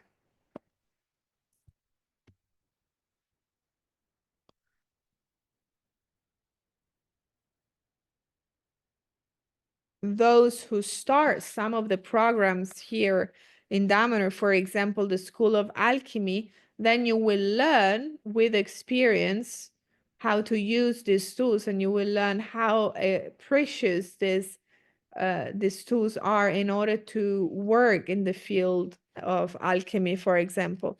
Someone is asking, where is Damanhur? And Damanhur is close to Ivrea, to the Piedmont region in Italy. Not sure where you are, but is in north of Italy, in Piedmont region. The closest city is in Ivrea, Turin.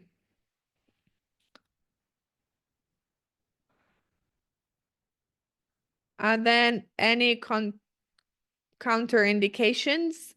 No. When talking about therapy, the advantage of this technology is that there is no collateral effect or contraindication. It is not possible because the only thing that it can happen is that the effect that you wish for, it won't be reached. But it's also very much based on what you're working on, how much energy you invest in that, and of course for big objectives you cannot only do it for 5 minutes and think that you will obtain a result. You have to work on that for longer times. From a healing point of view, the results are great and very interesting. As per other fields, because there is not such a direct visibility, because many people buy cells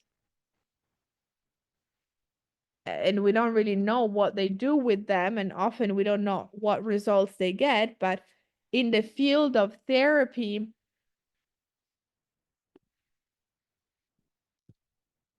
we actually take note of what happens, and it's easier to find to see results.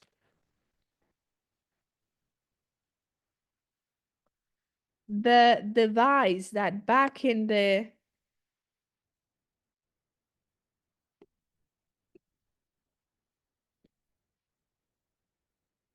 so we're talking about time traveling in the physical way, not only with the mind. A body that disappears from a place and reappears into a different one. So this is what we're talking about. This tool, which is a Selfic tool, and it's a Selfic cabin, is made of different components, but the heart of how it works, so the basic version now today is even more sophisticated, but the basic one was made of 8 sphere cells, so devices which are actually usable and available for everyone. And of course, there are some preparations, specific preparations that you have to do. It's like having a computer with some specific functions.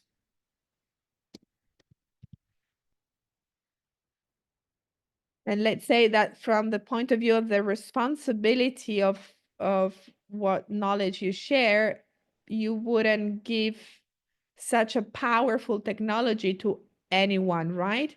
So you wouldn't give a nuclear bomb to anyone if they're not know how to use them, because we're talking about very powerful tools.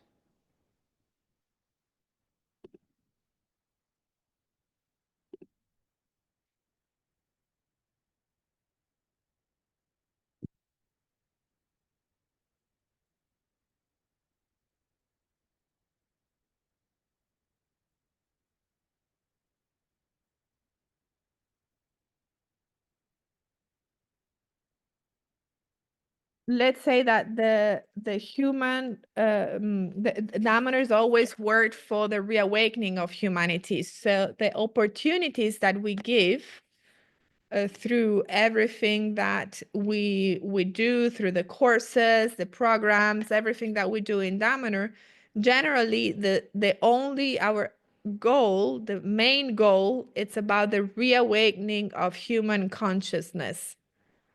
So this, we hope that this will lead the consciousness to a specific direction, but of course there is free will. So free will of anyone cannot be controlled by anyone else. So everyone will choose with their own free will how to use specific knowledge that they will receive. So there's always, though, a balance between what it's given, so the effort that you put, and what you will receive in return. And then, of course, there is a whole question of karma. So if you use knowledge in an appropriate way, the more advanced the knowledge here is, the more karma you will produce. So if you have knowledge, you know that everything that you do will produce karma, which can be negative or positive. So an intelligent person would use knowledge in a way to produce positive karma.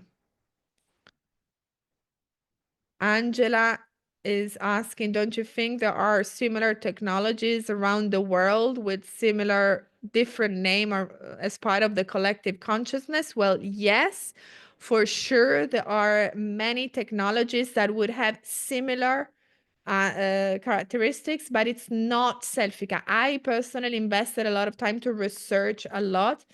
I not all around the world, because there are some areas about some in the world where it's very difficult to receive information, to know what's happening there. But in the, let's say, more western part of the world, where we have more, it's easier to have access to information, there is no Selfica technology. But yes, there are similar things also coming from other masters. For example, even though today Russia is banned because of the political war, but actually many researchers or masters, Russian masters, work on very advanced things, that some of which have some similarities with the Selfica.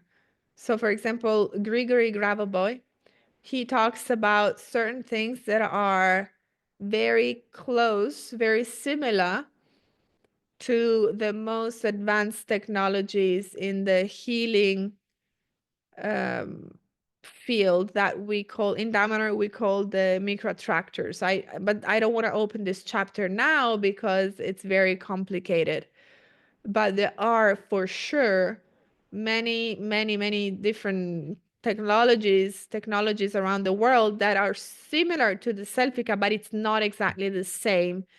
And let me say something specific, very important, which is not so easy. It's not going to be easy to say what I'm saying now. So oftentimes, the first times I explain Selfica, I don't even share this, but let me, I want to be clear, and I want to share everything that I can with you. So the Selfica technology works by concentrating in metal some intelligence, some entities. So imagine entities that are, which are pure intelligence. I don't want to use words that, would make you think strange things, but you can imagine that the metal structures are done in a way so that they can host and welcome the consciousness of these creatures, which are literally aliens. So their normal world is a different dimension, is a dimension which is very far away from matter, which work in a very different way. But even though that dimension is so different, apparently so far away, it has a point of connection with our dimension. And it's thanks to this point of connection. And as I said before, this technology comes from a very ancient time. So in that time, it was possible to create a bridge of communication, a bridge of connection. And when this happened, they discovered that these creatures, because of their structure, so in our material dimension, they had enormous powers in managing synchronicity. Someone is asking about the golem. No, the golem have nothing to do with this. The golem is a creature obtained with alchemical process, but it's something which has to do with our planet, with things that we have here. The selfic technology is something that uses energies which come from other dimensions.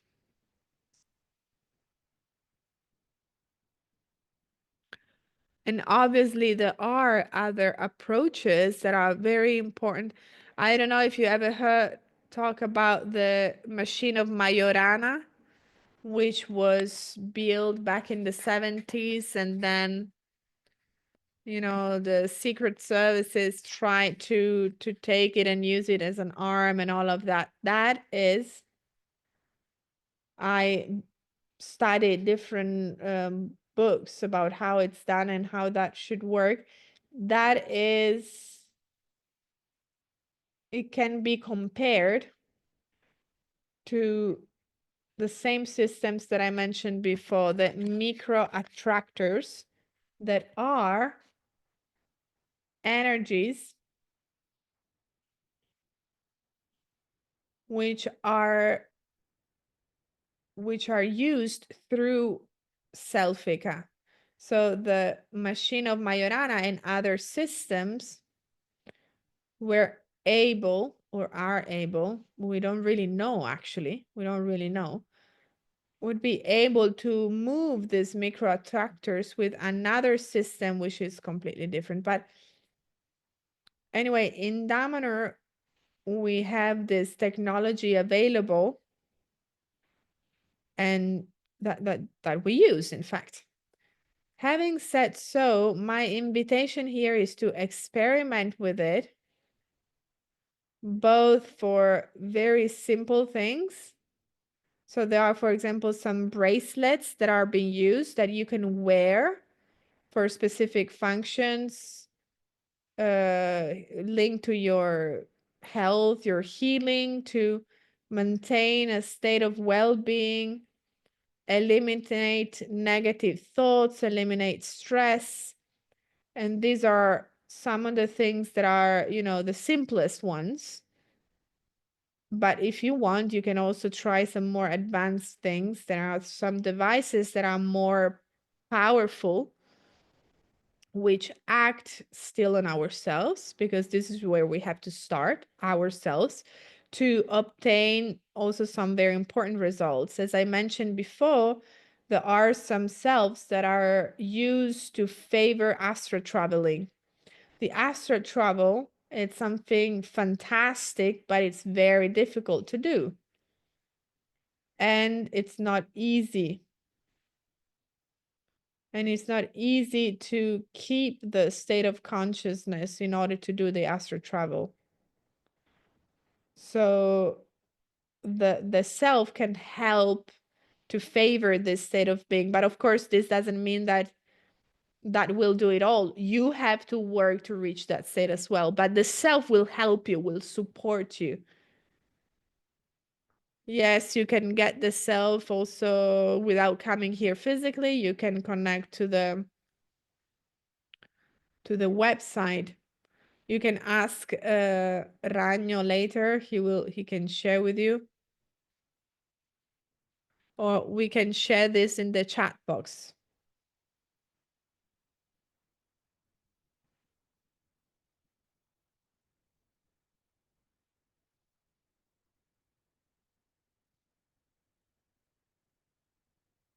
So we can share with you the website of the laboratory that produces the self. So you can also see the pictures and the explanation of the different selves. You will see there are some very simple structures, but then what we call the more developed technology, which is more advanced technology. And don't get scared, because sometimes the sophisticated technology is also more expensive, but there are some spiritual healers in Damanhur that they do the healer school to become Damanhurian spiritual healers. For everything that they do in order to work, they use a sphere of self. They use certain devices that allow to do many things that healers need to do, that without the selves it would be much more difficult.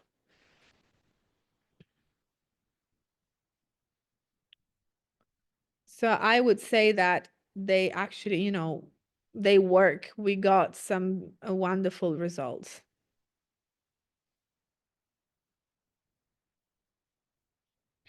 What to say more? In the school of alchemy, at a certain point,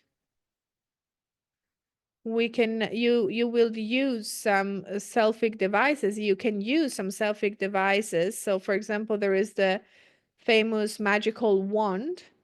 We have it like a little bit like Harry Potter. We have it in Damanhur, and it's a Selfica device, and that speeds up some operations, some processes that would instead require much longer, much longer. So again, that is a technology that allows to optimize everything. If you want to have even more generical information about all of this, you can connect on my Telegram channel, where I generally talk about esoteric physics, magic, and selfic technology, a little bit about the Damanhurian knowledge in general. And the Telegram channel is called Fisica Spirituale. We will write it in the chat.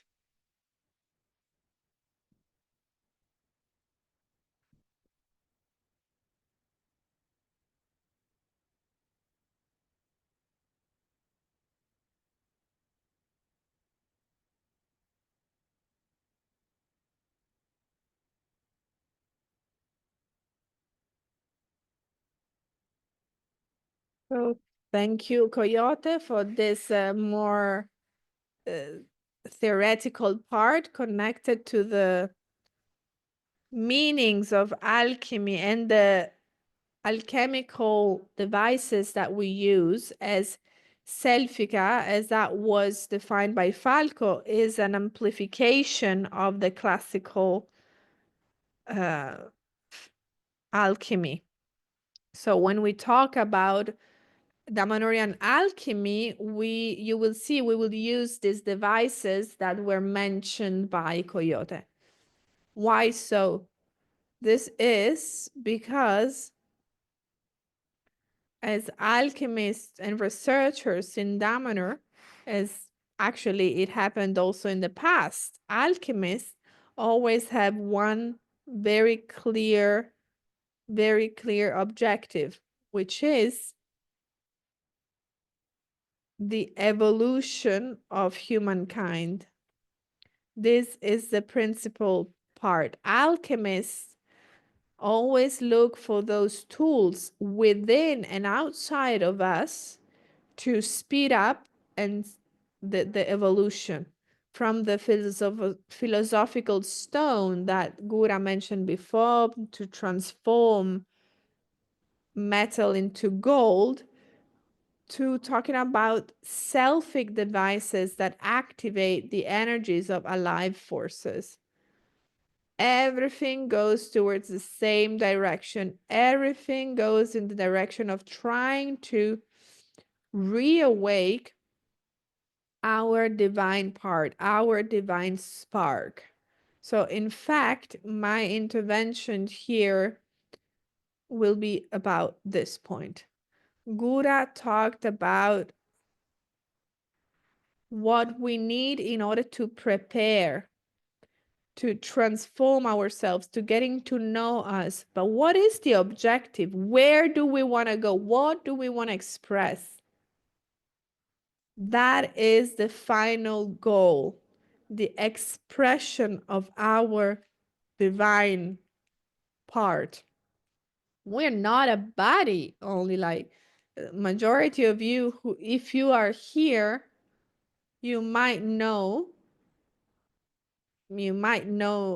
what that we are not what we wear. We are not this dress. We are not this human body. We are what's within our divine nature, which in this moment is having a human experience. What's happening here? We are actually changing the point of attention. The central point is not the human nature, our human life and daily life, but it's our divine nature. It's our which is experiencing, which is having an experience here. So my invitation here, but also for those of you who want to continue this experience together, my invitation is to bring your attention from your daily life to your magical vision of life. Why is that? Simply because this is our real nature, our immortal nature, our nature, differently compared to the human one, which always have some needs like food and relationships, finding a partner, a need of repair, a home, all these needs, right? So as Coyote said, thanks to the human senses from the outside you bring within, while our divine nature has a different point of observation, a different point of expression, going from inwards to the outside world. Imagine it as the sun, which doesn't need anything but only express its light and heat. And when we understand that our true nature is divine, then we don't have any more need. We don't have any necessity anymore, because we are the masters of everything. We are everything. And we only have to, and we have to want to express that. So then we really change the point of observation. The concept of happiness here changes. Happiness, it's about finding our own place in the world, our own expression. It's not about the physical place. It's a behavior, an attitude that we manifest, our own expression. As I said before, here we can see the difference between the knowledge, the alchemy as the knowledge of ourself, our habits, our own way of reacting and acting towards the world, our fears and desires, and so on. And with self-observation, with the continuity with holding this energy within ourselves, and we can create energy so that we can transform these parts from the black, the nigredo, the first level. Then we get to the white, the ashes, the albedo. This is the initial passage of every alchemical operation until we get from the white to the red. What does this mean? So with this refined matter, we recompose it into a new level of consciousness, into a new direction, which is the rubedo, the blood, the life expression, the maximum expression, the arrival, the manifested objective. This is the alchemy, what we call the inferior alchemy. From human nature, we transform it and we elevate it, bringing it to the divine one. The metal transformed into gold. The superior alchemy, it's naturally defined for few ones. Why is that? Because few people have the ability to keep the attention, to maintain the presence there in that point, where in their divine nature, that part that we all have within, and that within and outside, because our divine nature is also our physical aspect, our material aspect. It's everything. It's not only the prayer on a Sunday morning, it's not only the one meditation, it's not only that special moment. No, it's the vital energy, the vital breath, what moves us, what gives us life. That is our divine nature, and much more than that. So the superior alchemy is that one that research to express this nature. In practice, in practical terms, in Damanhur, we talk about the usage of inner senses, those senses of our soul, those senses of our divine spark, the sense of the divine itself, the sense of the exchange, the memory, and so on, which then are expressed with those organs which Coyote mentioned before. So the tail, the wings, all those subtle energetical parts of our body, of our subtle body. And when I talk about the subtle body, I'm talking about different layers, the vital aura, the astral bodies. There are some schools that talk about 33 different categories of what we define the energetical body, which of course makes sense if you want to study the subtle physiognomy and become a specialized and expert on this. But the most important thing here is to learn how to use our primary characteristics and functions apart from having the culture and knowledge about them. Because then, as Coyote said, we talk about astral travel, which is a natural expression of the human, but very few are able to experience that in a conscious way. Why is that? Because since we were kids, we were taught to walk, not to fly. They didn't tell us that we have some energetical bodies that we can use as much as the physical body. So if nobody teaches us, then nobody teaches you how to drive a car, you will never become able to do that. You don't even have the idea that you can, that you have a car available, that you have parts that allow you to move on different dimensions where we are. So when do we remember to be present in these parts of us? Well, obviously, when we dream?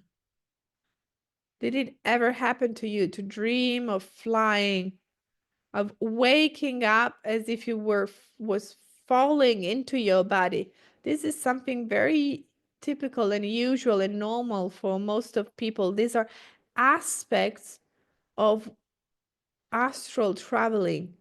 In the night, during our dreams, we are much more free compared to what we are when we are awake.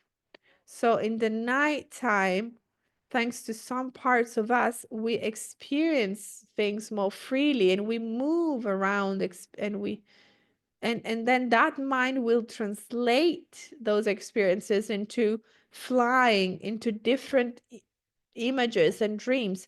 This system allow us to express parts of us so that in the dream we can do anything that we want, because anyway we then say it's just a dream, but that is a part which is connected to our primeval nature, our divine spark, the ability of vision, the ability of the imagination going beyond our boundaries. Imagine. These are all terms that allow us still today to have that sense of the beyond.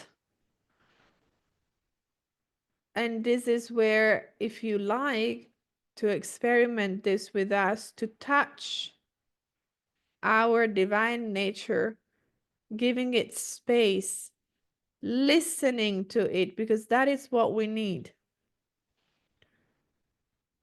We say we have to reawake our divine spark. Then we discover, thanks to Falco, who says, hey guys, listen, the only ones who are asleep, it's you. The divine spark is actually very awake, but the tool that it's using, it's asleep. So the human part is the one that needs to reawake.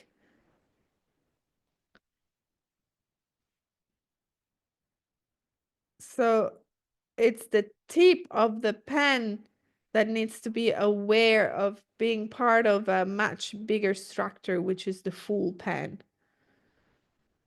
So you see, talking about divine nature should be something normal. It's not just for the saints or mysticals or sensitive people.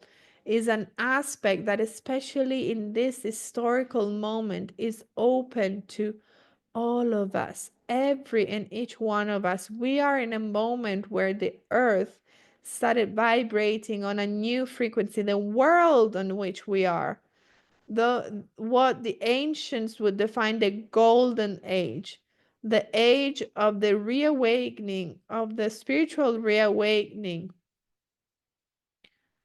So we have this basic vibration which reawake our parts, saying, hey, there is this this divine part that wants to express itself now, and now is the best moment to let it do it. Those who learn how to direct their wings in the in the right direction, will experience everything with more pleasure, able to express those parts. Instead, those who will keep using the logics of the old world will live in a deep crisis in this existence, because those logics are not suitable to this time anymore. All these wars and crises around the world, it's because they are the last phases of an old world which is dying. There is already a new world which is born. It's still small, a little bit like seeds that are growing, and the old world instead is the part which is dying. But anyway, will give energy to this new world. Life is always about transformation. the old that dies to give life and energy to the new. People who are my age, people who are between 30, 40, 50, 70 are a race in between. What does it mean? They were born in an old era and they are living in a new one. So in between two moments, those who have, first of all, to help themselves to leave this transition, but they are aware of what there used to be and they're now opening to this new era. And they have to help those who will be born today, who today are 20 years old. So we have to help those young ones, our children, to live with new logics based not more on fighting, but on the encounter, meeting, connecting, on community. These are all topics that all masters have shared, from Jesus to Buddha, Muhammad, Rama, all the big masters, the avatars, enlightened, they all brought this level of consciousness. What's the difference between today and when they were here is the vibration of our planet. Today, everything could be easier. Today, we are in the moment of change, in the positive change, where we go into the gold, the spiritual gold.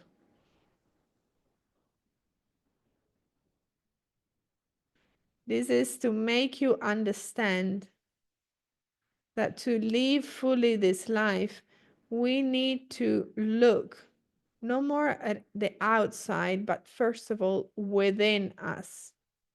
Because within, we will find all the treasures that we need.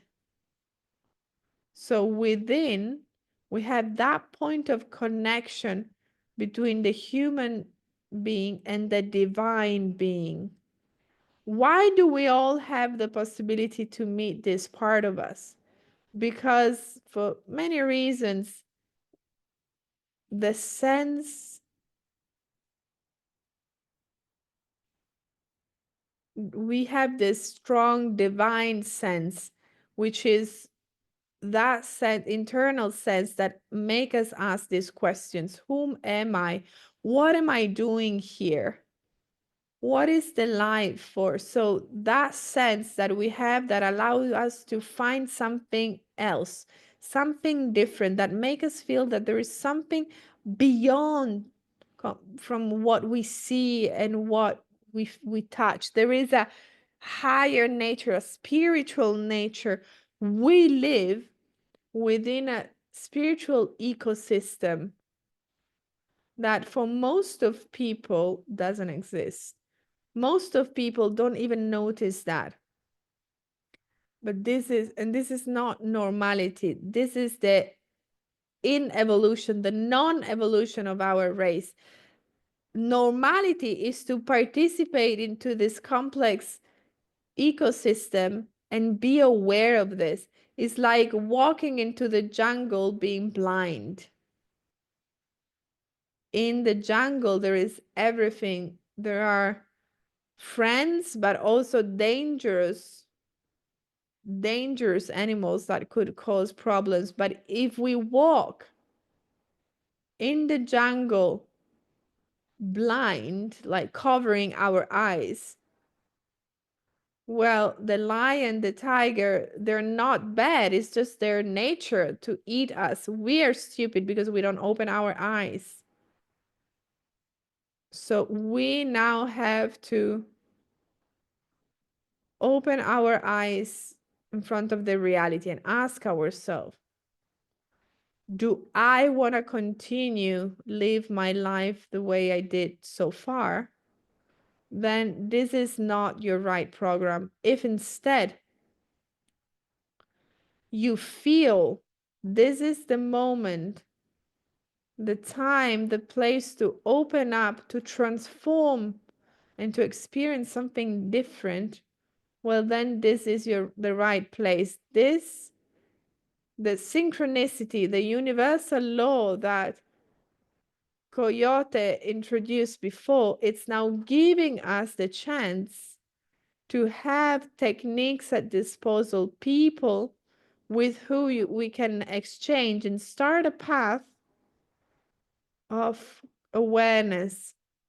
And the awareness I'm talking about is not something just about the, linked to the one meditation we do once a week, but it's about transforming our whole life, all our relationships with ourselves and with others, because this is what we have to do. Find this communication, conscious communication with ourselves. What is this bringing to us? It will make us experience a new lifestyle in our everyday life. And it's not about the idea that, okay, I wake up in the morning, I have to go to work and work to pay my bills for my family, and all of this is very important things, yes, but these are human. We wake up in the morning and ask ourselves, what does my divine nature, what does it want to create today? So then from there, we manifest life in accordance with our spiritual divine part. Our desires become the expression of this nature, become the occasion given by our nature to give towards a direction of growth and evolution. And our day is fulfilled with marvelous things, discoveries, discovering the new. And our week will get us, will have a spiritual direction the same way our life, because by starting from that place, we have the opportunity to use what we call the alchemy of time, defining the direction and choose the events that we want to live, establishing what we want to happen and manifest it. I imagine you heard talking about what we call the law of attraction. I think of something, I vibrate on that frequency, I call that towards me, and that will happen to me. Is it true? Is it happening? Yes. But as I often say, it's like talking about the kindergarten of the spirit. Because yes, manifesting something because we think of it and it happens, yes. But that thing, that object, that situation, is it truly useful and good for our development, our growth? This should be our question.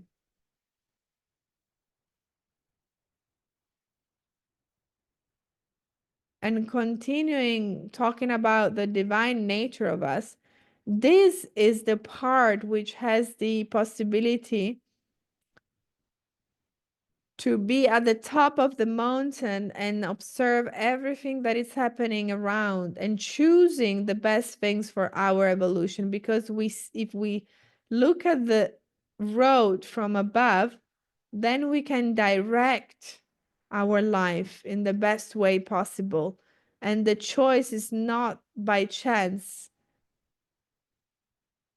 We don't choose because of the need of the moment, because that would be the waste of our energy and time. Instead, if we learn to revisit our ego and put it at the service of the higher self, higher nature of us, then everything will happen, everything will manifest.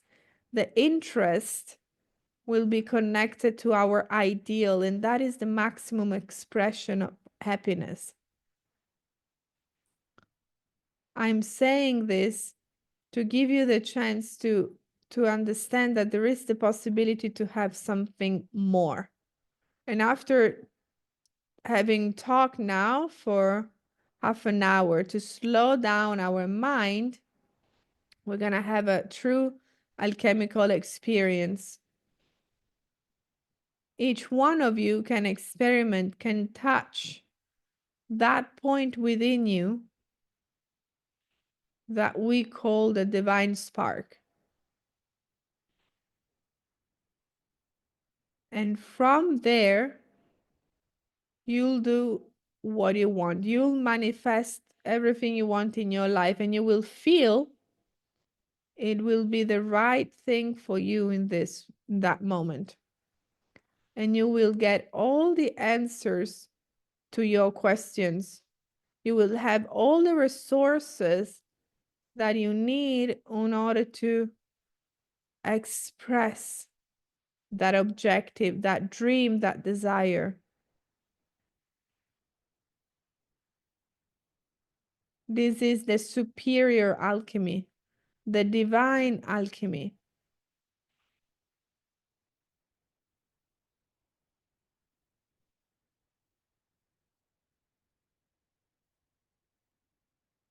So let's now try to have this inner dialogue. I will guide you to facilitate the process, but remember, you don't need anyone, you only need yourself. So each one of us can learn to have an internal dialogue to reconnect with ourselves. This is one of the big objectives. There are methods, things that we will learn in the school to facilitate all of this, yes, but that is the main objective. To make this happen, the first thing we need is energy. Our body, our alchemical body, is the best machine, and to work well, we need energy. The food nourish the body. The prana, the vital energy, nourish our soul, our spiritual part. And thanks to the breath, we can recall it. So for those of you who like, please start breathing slowly and deeply, inhaling through the nose and exhaling through the mouth.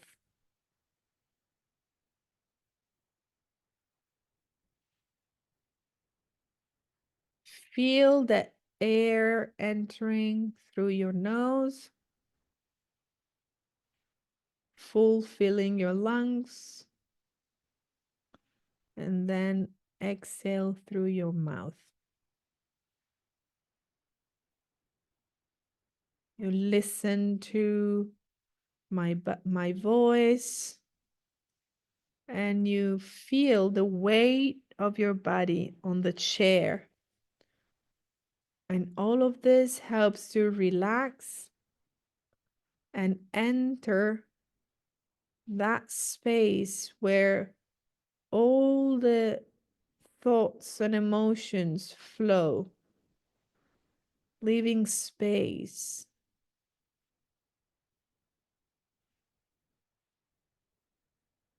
Breath after breath.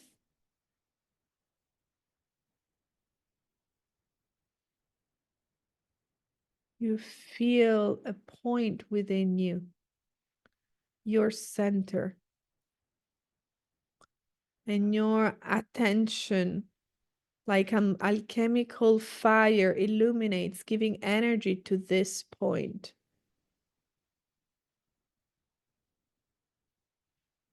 breath after breath. Bring your attention to this point and make it grow, make it expand. Inhaling through the nose and exhaling through the mouth.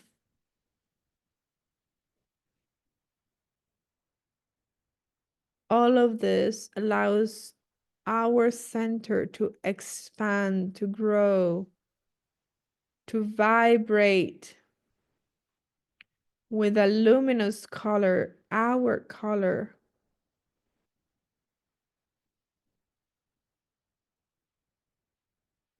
Breath after breath.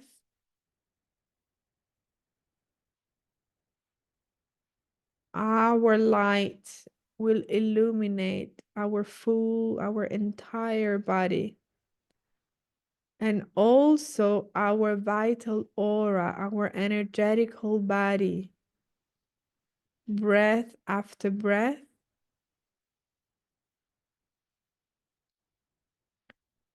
This center, beautiful, luminous, illuminates the whole room where we are with our color, our frequency.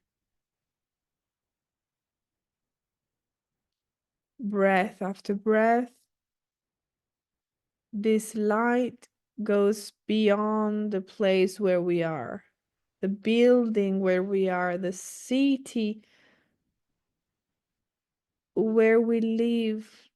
They will all be colored with our color, our frequency, the people, the plants, the animals, like a sun, which is growing and illuminating the whole landscape all around us. And now the hills, the mountains, the cities, everything around us is colored with our color, our nature. It's a liberating action of expansion.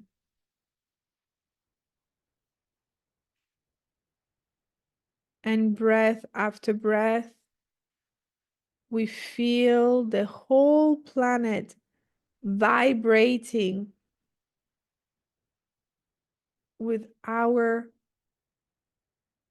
vibration, with our color. Breath after breath, even the moon vibrates in the same way, colored with the same color, which is our color, our nature. And even the planets of the solar system, Mars, Mercury, Venus, and also Jupiter, Uranus, Neptune, all the planets that turn around the sun, they are colored with this light, our color. And again, our light now touches the one of the sun.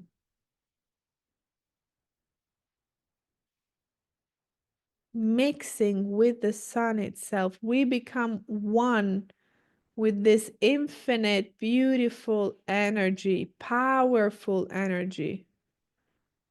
And again, while breathing, at the center of this sun, there is an even more luminous point, even more dense. And in that point, we bring our attention, our presence. We follow this passage, we go through it. And again, breath after breath.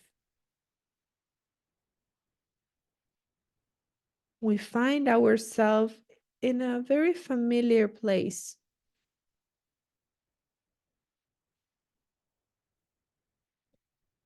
It will be a very unique place. Maybe you know this place, or maybe it's the first time you see this place, but you feel it's a familiar place. It's a mountain, a hill, a city, a room, who knows? You find your own, the best place for yourself. And breath after breath in this beautiful place, luminous place, vibrating with your frequency at a higher vibration, pure and luminous vibration at the center of this place. There's a chair, a bench, a throne, a sofa, a bench, who knows, a place where you can sit down. The best place for yourself. And the moment you sit down, you feel you are in that place where your human nature is one with your divine nature. This place is that place where all the questions will find their answers. Is that place where all the talents, the energies and resources are present. And here you can turn to yourself, talk to yourself and to your divine nature, and perceive, feel what is your desire. What is your desire here and now?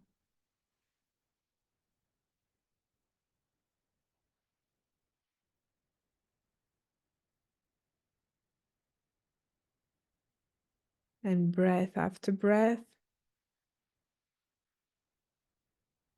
listen, live this inspiration. What is your desire of your divine expression, of your most beautiful part, most complete part?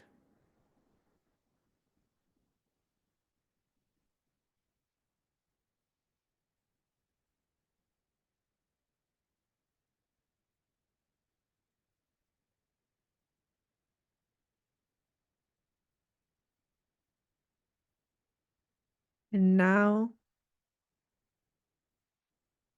we are manifesting and understanding full clarity. This is our nature. And breath after breath, we live this eternal moment, sacred moment, complete moment.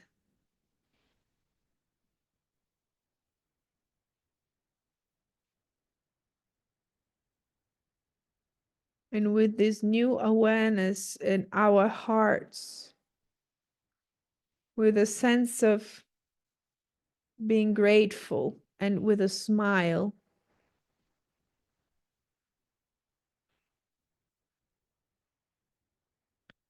we salute our divine nature and we prepare to live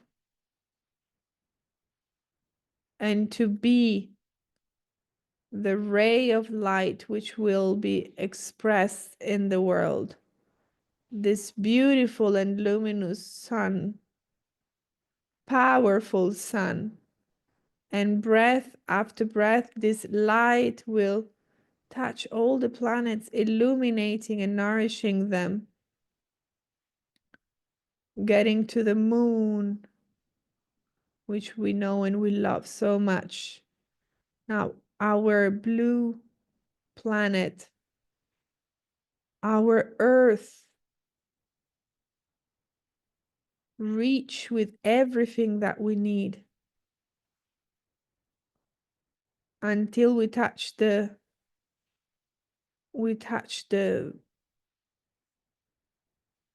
buildings, the city in which we are. Everything vibrates. Everything is illuminated with our nature. Everything is an expression of our divine principle. And now that we vibrate at this frequency, we know that every expression of ourselves, if it starts from within us, it has the whole power, the full strength to manifest, create, and generate anything we want in the material world.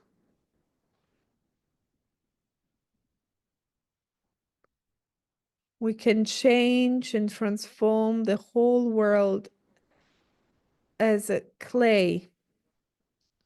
And we now feel our hands ready to create a new world. Our legs ready to take us and make us experience unique experiences. Our breath, which nourishes us with divine energy. And now we come back here now in the present moment, in this moment of divine expression, which we call with our name. And breath after breath, we can now open our eyes, make some small movements with this presence, with sensation and this awareness. Everything else, it's illusion.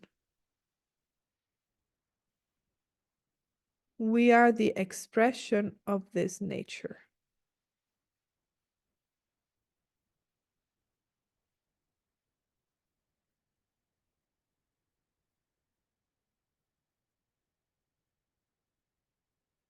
This is what we call a journey with our consciousness.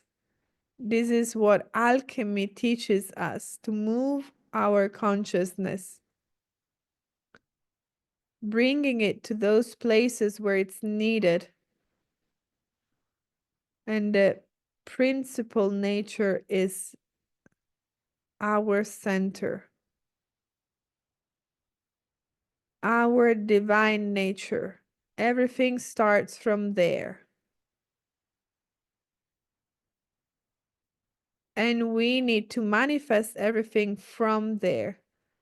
Learning about our senses to understand this reality, understand our divine nature, to manifest it into the world of matter.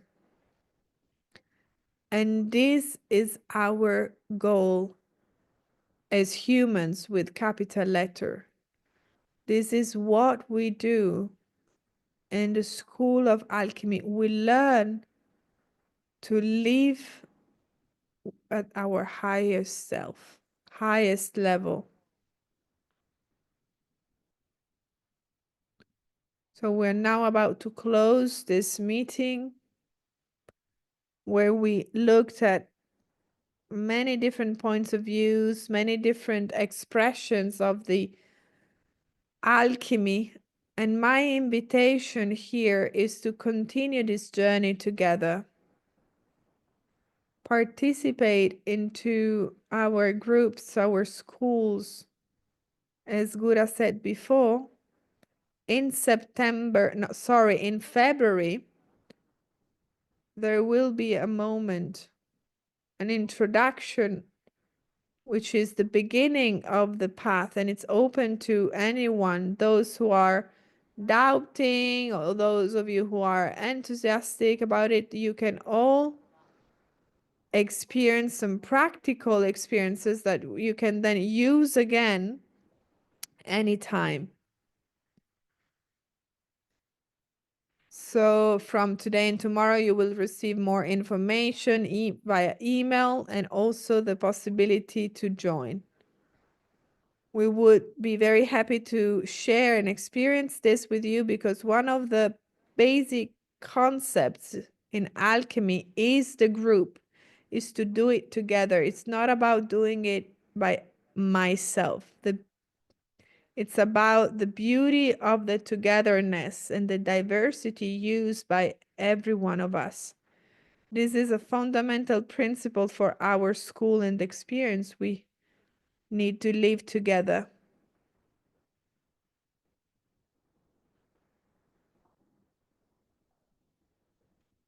Let me share a few information about what we're going to experience. 3 levels of the school where we learn to know our personal magical instrument, our alchemical body, ourselves. Getting to know ourselves to then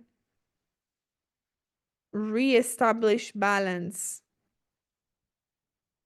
Because maybe because we are not managing, guiding ourselves at best, we now need to, to rebalance our parts so that we can then use our body at best and manifest what we want. So we use ritual techniques. What is a ritual is a language. It's like the electronic one. So by doing certain things, it will allow you to obtain certain results that you can reproduce again. We will use techniques. We are used to use a certain logic, and we're going to use the alchemical logic, also the one that was used to create languages. Alchemists created languages to give us the possibility to think in a certain way. We're going to learn how to use our masculine and feminine energy within us, which then can be expressed in the relationships outside of us. How? By increasing my potential, by increasing our ability to get in positive connection with the world. We're gonna use tools and create our tools in order to activate certain parts of us, the famous magical wand, but also other levels. We're gonna open to the spiritual ecosystem. We're gonna learn how to use signs and symbols that we receive from the world constantly, but we're not able to read them. We're going to learn how to read them in the same way we learn how to read a book. And this is important because we are surrounded by messages and conditions, but we forget and we don't know how to interpret them, how to read them. We're going to learn the time alchemy, to move in time and change time, because we are creatures that move in time. Sacred language, sacred dance. We're going to learn how to create sounds, powerful sounds, to manifest in the world using manifesting our potential, so that then we can create what we call the chimeras. The chimeras, these magical beings that don't exist in nature but are a gathering of different parts, to demonstrate that the humankind can live and can express its nature also with other senses, and can express the world with senses of other alive creatures. And this is extraordinary, because once you start living with other parts compared to the human parts, then it's like putting your feet on the moon. But these are some of the things that we're going to experience together. But the important thing is there are different instructors, different teachers, each one with different characteristics, because alchemy is huge. And you will discover your own color as well, your own characteristics, to put them at disposal for yourself. But then when it will be the time, you will put them at disposal to the entire world, because that is the objective, improving yourself to then open to the world with being altruistic towards you first. And first you have to create the best thing for yourself and then express it and offer it to others. All of this is a path of life, because when we touch our soul, we reawake something more, something beautiful. So my wish is to experience a beautiful life made of the expression, the full expression of yourself. So I thank you for joining this meeting this evening together. And I wish you to be able to express the best of yourself around the world, because this is what the world needs. The world needs each one of us. We have to learn how to become that piece of the puzzle and connect together in harmony with the others. So I wait for you. I will be waiting for you together as tonight to experience other experiences that will allow us to go on a different level of consciousness. Thank you all. Have a wonderful evening or day. And again, I wish you to live a wonderful life. Thank you all.